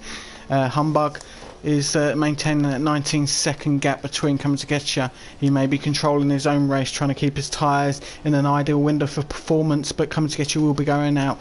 All his effort will be going out to try and catch first place.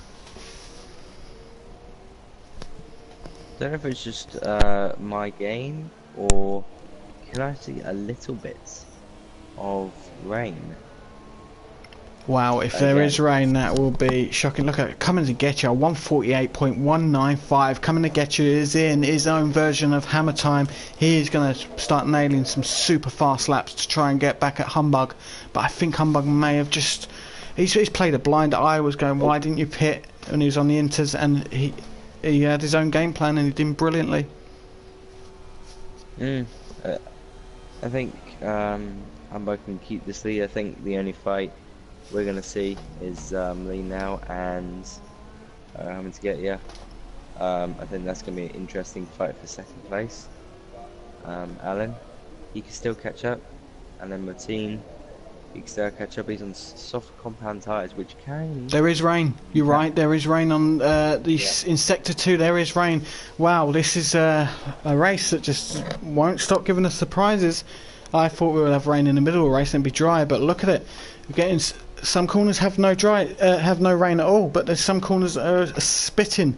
This is going to be very challenging for the drivers. The next 13 laps are going to be very, very, very tricky to work out what to do. It's going to be. They need to get as fast as they possibly can right now. Humbug. I don't know if he's going to pit early or late. Is he going to pit early? Don't really know at the moment. He's definitely not pitting this lap. That's 32 now. He goes on to. But yeah, starting to rain. So as you said, this Grand Prix is full of surprises. So we had a very hectic start to the race. Quite a few cars struggling with Eau Rouge at the start. We've lost quite a few cars, but the remaining guys are putting all their talent to work to show the viewers what great drivers they are. As there is rain coming now, are we going to be able to stay on the dry tyres, or are we going to go switching back onto inters? It's going to be very interesting to find out. It will be interesting. It might just be like a little bit of a sprinkle, or maybe it will be intermediates. It's definitely not coming down quick. It's very slow, but it should be quite interesting. So in a lap and a half, coming to get you has only gained half a second on Humbug.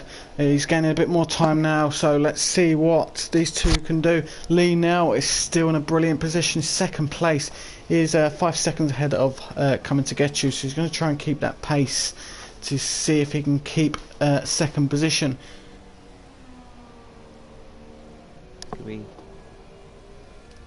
Snapsake made it about 15 seconds in a lap. I think to Joshua Barry. I think Joshua Barry at the moment. I think he's very slow going for Pua. Oh, he's gone off. Joshua Barry has gone off. And Snapsake's pit. Yeah, I think he's going to pit for the inters, which I think is a wise decision. Let's see what ties yet the inters. So for Snipesake is pitting on the inters. I think he should have gone for the ultra softs instead of softs.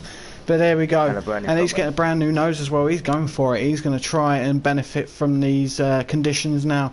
4.3 seconds separates coming to get you from Lee now. McLaren Honda chasing down the Williams driver. The Williams driver is behind Humbug, who's also in the McLaren Honda. McLaren Honda are in the top 3 at the moment. That is brilliant news for them. Ali Montine on the soft tyres in 4th position, Decadent 5th, as we've got Garfield 6th. Joshua Barry will be 7th once Fletcher Boy car gets passed again, but Joshua Barry has got Snipesake behind him on the inters. Let's hope there's a bit more rain, because I think the inter tyres may overheat a little bit. The track's just not wet enough at the moment. They will overheat and they will wear out quite easily, especially in these early phases of the rain. So quite interesting as we see Snapsake just sliding about everywhere. I think it's too early for the inters. There's a bit of spray coming up off the tyres, but it's still in the window of the dry weather tyre. We'll see what coming to get you his lap time will be to see how slow the track is now.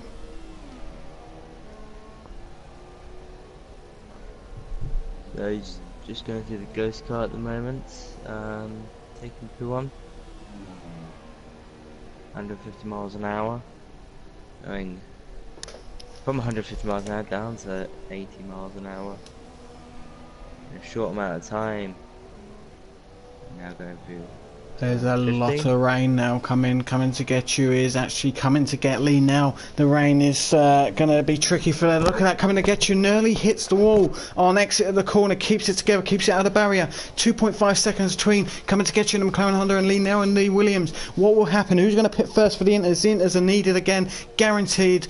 Humbug will probably stay out because he's got some great confidence. We'll do the non-swearing type. Great confidence. Oh, Lee Nell's gone off. He's gone off. He's gone. The track slippery is into the pits. Coming to get you is 20 seconds behind Humbug. Humbug's doing an amazing job on the super softs. 5 seconds stop go penalty for speeding in the pit lane, and he's retired. That's all we've got from Lee Nell. Great drive by him. Williams driver doing himself really proud, and Speed Force Racing proud. At the moment we've got Humbug in first, coming to get you second, and that is brilliant. Speed Force Racing are leading the race. Yes, that is always a brilliant sign, and I think he's gonna win this race. I think he's gonna pit, and coming to get he's gonna pit as well. So Ali Montine is pitting. He's on the soft tyres. He's in third position at the moment. So Ali Montine is pits. Decadent is in the pits. What tyres will they be going for? Does the rain look like it's stopping a bit? No, I think it's just staying at a consistent.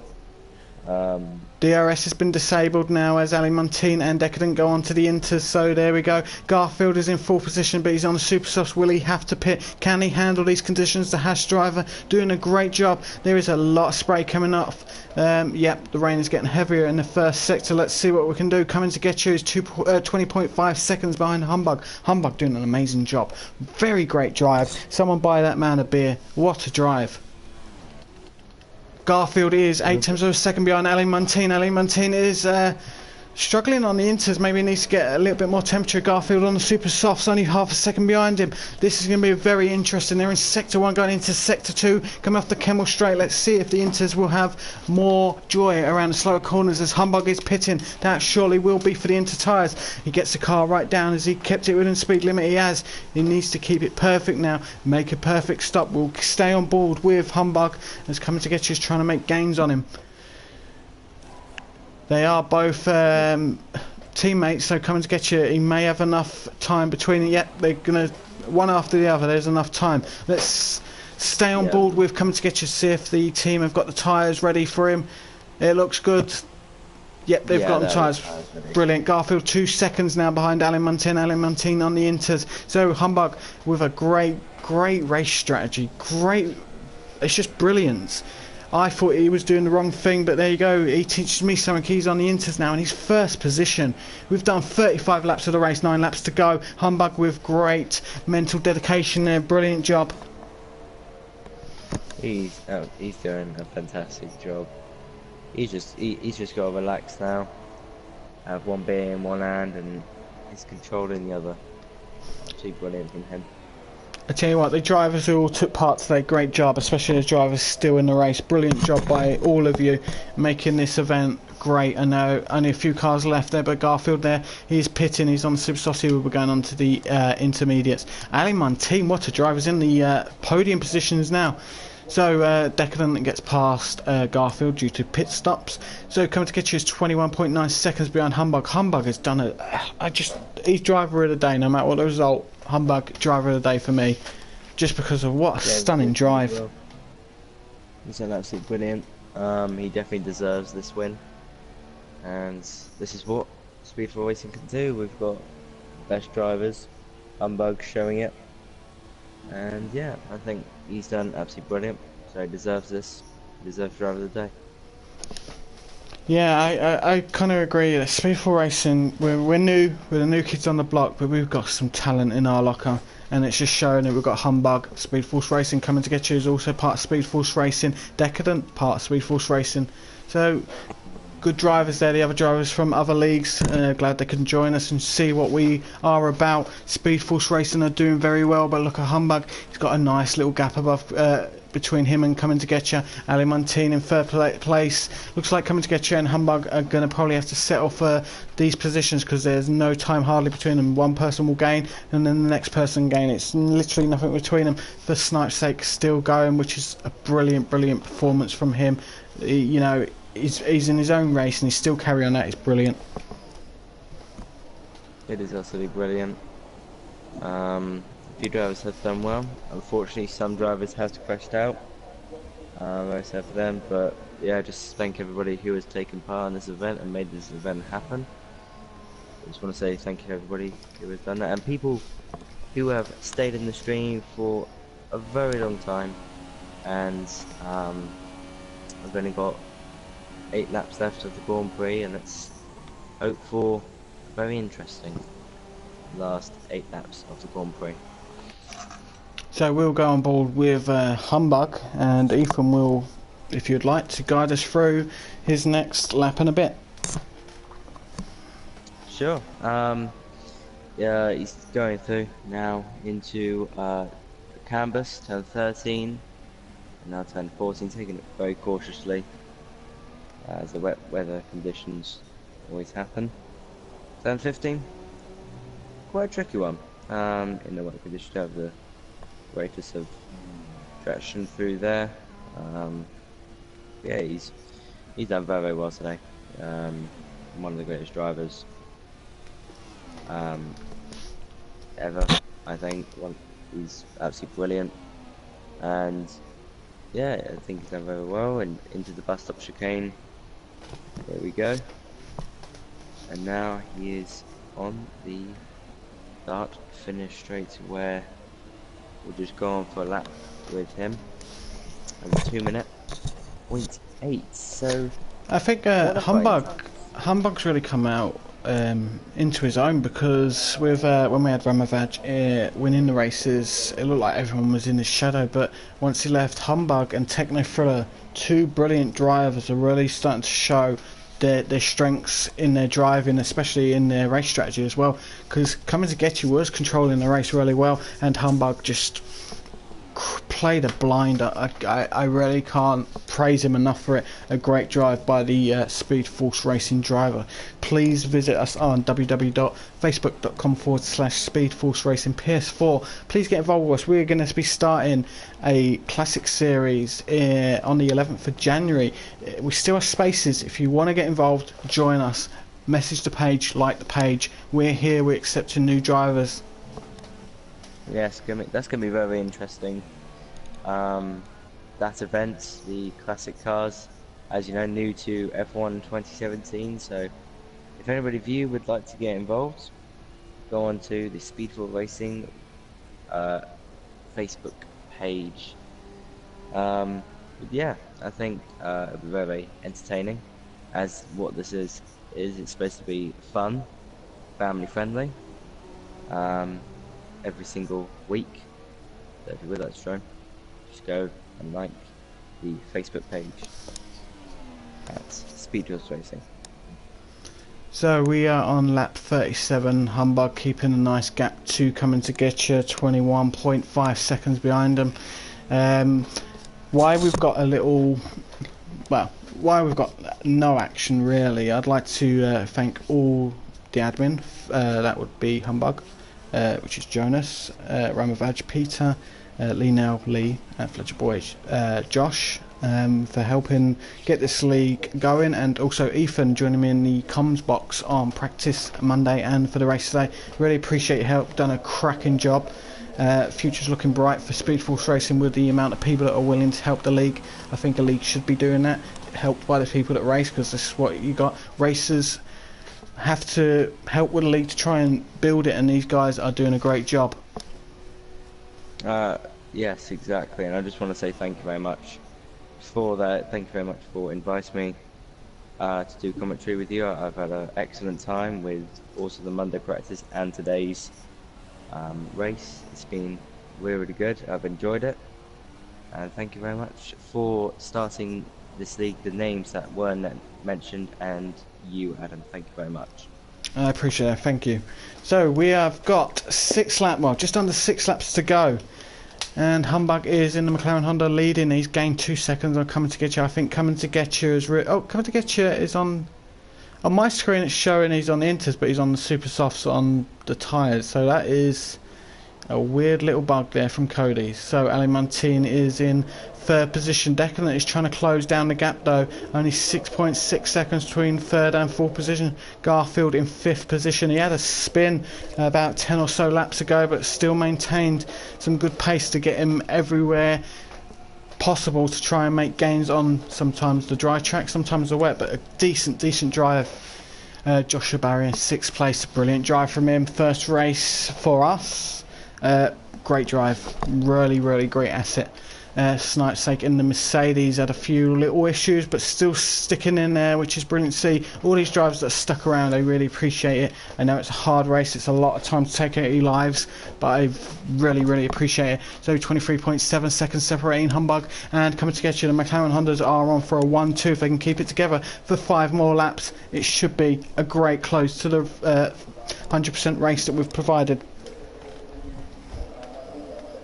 I think most drivers are just getting a little bit of practice for the Belgian Grand Prix in our racing league, Speed Force Racing. So I think it's a very entertaining race. Yeah, I think it's just been an absolutely brilliant race from all the drivers here.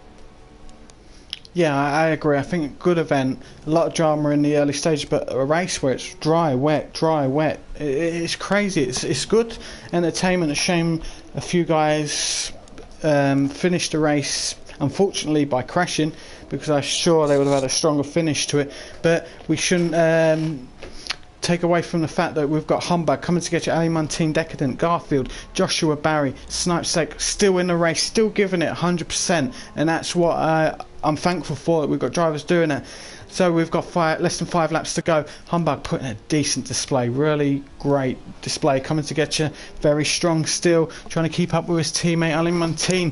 First race for us, brilliant display. Decadent joined us a couple of races ago, brilliant display. So we've got 3 weeks break after this race till our Modern Series League resumes, because we're doing the Classics the next day. Like I say, drop us a message and we will get you a seat. Yeah, it will be very entertaining. I cannot wait for that series to begin and the Racing League Modern Cars to begin again. That'll be great, especially when we've got Belgium next, so all the bets that people have been doing here will be very good for that, but I think people will forget after the Christmas break, and I just want to say Merry Christmas to everyone in this stream, and Merry Christmas to you, Adam. Thank you, yeah, Merry Christmas to everyone, because we've had a lot of support building this league up, which is very important. Let's see if Humbug can sign off the Christmas break with a brilliant win, and it should give him confidence coming up to Spa in 3 weeks' time for our league race. You get a win in a 100% race, you're gonna have some great expectations coming from I think round 12 of our season. So Coming to Get You is staying around the 23-24 seconds behind Coming to Get You. So it's going to be a McLaren Honda 1-2. The track seems to be stable with the weather. The track slippery still. The Inter's doing a great job. Decadent 7.1 seconds behind Ali Montine. Ali Montine looks like he has sewn up 3rd place, so this could be the finishing order, but we don't know, because the drivers have still got that little bit locked in their locker to provide a bit more excitement for us. So we'll ride them all. We're Coming to Get You for a few corners and go through the drivers. Lee Now, S. Graham, Racing Podge, Techno Thriller, guys, it's Mudkip, CBO Land, Chopper, John 94, Rhinos, Blood and Sand, Lord JB, all crashing out, and Jade Rios getting a disconnection and then unable to join back, which is a shame. We expected better things from her, and I'm sure she would have provided them. Yes, I'm sure she would have provided them as well. Unfortunately, she disconnected even before the race disconnect before the race even started. So unfortunate. I think she would have been very, very angry with herself or the internet. But yeah, it's all about the game when some drivers don't even get to start in real life. That's because of engine failures overnight or problems with the car. So 3 laps to go, and I'm sure every driver will be wishing them 3 laps to go very quickly. I'm not even driving, I need a break myself. It's very taxing doing comms, but look at the drivers doing an amazing job. Every single one who competed tonight, I thank you very much for a brilliant display, but it looks like Humbug is gaining actually more time on coming to get you. A massive 1.7 seconds and a lap and a half, so Humbug's still got some pace in them times, got performance bursting out of that car, and McLaren Honda doing a great job. 29 seconds gap. Oh, coming to get you is pitting, and he's pitting for the ultra soft tyres. This is going to be either for the fastest lap, or he's going to try and drive his heart out. That is a interesting decision. There is no rain, the track is dry. I don't know if DRS is enabled yet, but let's see what he can do. He comes out of the pit lane, try and keep it. He's tentative there. Brilliant. Here we go. A little bit of spray. I think this is a good call, but it leaves him 40 seconds behind Humbug. Let's see. Ali Martinez pitting as well. He will probably be going for the ultra soft tyres. Come to get you. Yep, he's made the right call. Dry tyre weather. Brilliant call there. I think Humbug will probably stay out. He's got so much time in his hand. He doesn't need to pit. Decadent gets into third position. Ali Martinez pitting. There's only 3 laps to go. It's risky, but you got to try a risk in these races. Garfield pitting for it in 5th place now. So, Ali Martin on the ultra softs, coming to get you on the ultra softs. Let's see what Garfield will be putting on. It's going to be quite interesting now. Ultra softs for Garfield, there we go. Yep, everybody's going for ultra softs now. It's always surprising in this race. From a rain period to now a dry period, so this race is always pulling out surprises out of the bag. Snipe Snake has pitted for the super softs. Maybe he went for a harder selection of tyres, not to have an ultra soft left, as DRS has been enabled. Should have been enabled a lap earlier, in my opinion. Look how dry the track is. Let's see if we can keep the rain off for 2 and a bit laps. 2 and a bit laps, and the drivers can have a break, and we can all celebrate, because it'll be the end of the race. It's dragged on a little bit with the weather.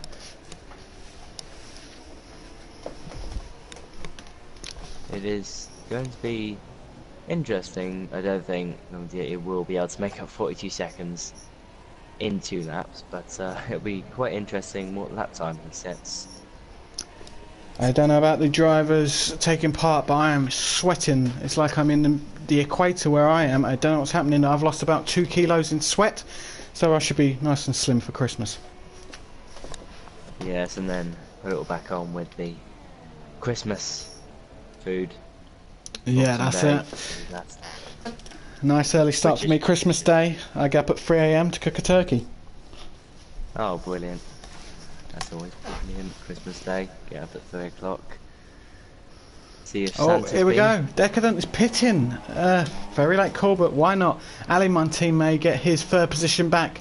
Very late call for Decadent. So let's go on board Ali Martin. Yep, he's going to be passing Decadent in the pits. Decadent, he's put on these soft tyres, so the hardest compound. Interesting choice. Only 2 laps to go. I'd have gone for even the Worn Ultra Softs, just to get you through, because you're going to have more pace than the soft tyres. It's going to take about a lap or 2 to get in. Lap or 2, and then the race is over. So, Humbug first. Look at coming to get yous. Gained 4.5 seconds on Humbug. But you're going to have the fastest car in the world with the powers of the Flash to get into 1st place. Yes, exactly. So he's literally going to have to take his McLaren Honda, which is a fast car, is at equal settings. Humbug's pitted. Here we go. Humbug has pitted. He's got a nice gap. He's going to be at least 15 seconds ahead of coming to get you. Let's see if the pit stop is a smooth one. There we go. Inter's coming off. There we go. The pit crew putting the ultra soft tyres on. A great pit stop there. Brilliant team effort there. So he's going to go. He's still on the pit Pit limiter will be disengaged now. He gets up to full speed, tries to keep it in between the white lines. You don't want to get a silly little penalty. Let's see, we're coming to get you, just coming out of the bus stop chicane. So he's about 15 seconds ahead. Let's see what we can do. I think Humbug's got this sewn up. It's going to be a hard ask for coming to get you, but look at that, 18 seconds. So it's not a bad job there. Humbug playing another blinder. Kept the tyres on maybe a little bit longer than most drivers would, but it's paid off for him. So we've got Humbug first, coming to get you second. LA Martinez third. Fourth is Decadent. Fifth is Garfield. Sixth, Joshua Barry. Seventh is Fletcher Boy, but he's DNF, so he will not be classified. Snipe's Sake is eighth. So 8 cars into the race. A very, very tricky track with the weather. Has cost a lot of drivers a chance of victory, but coming to get you doing a great job. 16.4 seconds, so I think it'll take another half a lap for Humbug's tyres to propagate up to temperature to get a ultimate performance. A little bit of spray coming up from the tyres. Track still a little bit damp in some places, so 16.5 seconds between coming to get you and Humbug. Ali Montine's trying to do a great job of catching up. Decadent on the soft tyres has got Garfield, who is 2 attempts behind him. Garfield's trying to make a move on Decadent. Garfield has got the Red Bull in his sights. He's going to try and make a move. They're going to go up Eau Rouge side by side. No, Garfield trying to time it right. He's going to get DRS. Let's see, here we go, we've got the DRS climbing. Here we go, DRS wide open as the hash driver line up the Red Bull. He fakes a move, he goes on to the outside. The Red Bull driver will have the inside of the track. What a move, well done Garfield, great move there. He really hunted down Decadent. That was a really good move from Garfield, and Decadent, I think, paces because of those soft compound tyres on the final lap of the race. I think it's absolutely brilliant work from Garfield. We're on the final lap of the race, as Ethan has said, and Ethan, would you like the honours of doing the final lap with our race leader Humbug? Thank you very much, I will do, and he has just exited the Eau Rouge and now going down the Camel straight here. It is a very good overtaking spot going down into turn 7, turn 8, and now turn 9 of Les Combs.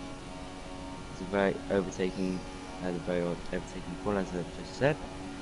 Now going down into Brussels of turn 10, quite difficult to get the exit right because of elevation change, and turn 11 now. Going down to Pujon, which is actually the fastest corner of the F1 calendar, going about 175 miles an hour going through there, as Garfield sets the fastest lap of a 1:48.0, which I think was fastest. I think it's more faster than Q3. As we keep on going with Humbug, he's now just going through turn 16, and he's now going down the back straight, flying through here at 195 miles per hour, going through Blanchimont of turn 18, and now going up to the bus stop chicane, as he'll be absolutely ecstatic with that win. 44 laps, Humbug has won the Belgium Grand Prix. I would like to put this out, the fact that Speed Force Racing has a driver that wins the race. So any leagues out there that fancy challenging our drivers, bring it to us. Message to page, we'll arrange it. Our drivers have done us proud, coming to get you a new driver for us as well. Brilliant job, second place. Ali Martinez is third. So it was a great decision pit for the ultra soft so late. Decadent maybe should have pitted and got the ultra soft or maybe the super soft, but he put the soft tyres on with a couple of laps to go. I think even worn tyres would have done a great job. What a brilliant race. Well done Humbug. Driver of the day, performance of the year. Excellent, excellent job. As we see Ali Montine coming out the bus stop, it's raining, is starting again. There we go, he's got his third position. What a drive, well done you. Ali Montine, great drive there. We'll wait for Garfield now, who's done a little bit excellent strategy to get past Decadent. He will gain 4th position. Brilliant job by Garfield. On board with Decadent, he crosses the line in 5th position. Joshua Barry, great job from the driver. He carried on, he didn't matter what happened, if he got damaged, if he spun it, he just kept going and going and going. What a drive. Brilliant driver, an asset to the league that he races in. He will be proud of that. Great job. It only took 2 hours 45 minutes to finish this session. A long slog, but we're It's great. Snipe Snake in the Mercedes AMG, another driver, suffered issues but still carried on. Brilliant drive. And thanks to the viewers that stayed with us. It is a long, long night. We will not be doing the podium interviews because I know a lot of drivers probably need comfort breaks and need just to relax, so we'll allow them to do that. But a great job there by Humbug. Brilliant, brilliant, brilliant drive, brilliant strategy coming to get you. Awesome drive once again. Look at that top three, brilliant. What a drive, and he deserves that. Utterly deserves that for where he's driven today.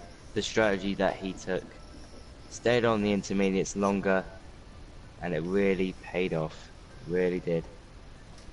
So a brilliant driver, 100% race. Like I say, any leagues that fancy their drivers against ours, we're more than welcome to take you on, give you a nice little race. Doesn't matter how long the distance is, we will bring our A game. I'd like to thank all the viewers staying with us. I really appreciate everything. I appreciate the page likes. I started this page October. We've only got 47 likes, but 47 likes in a couple of months is brilliant. I really appreciate every single one who comments on our page, likes our YouTube, subscribes to our YouTube.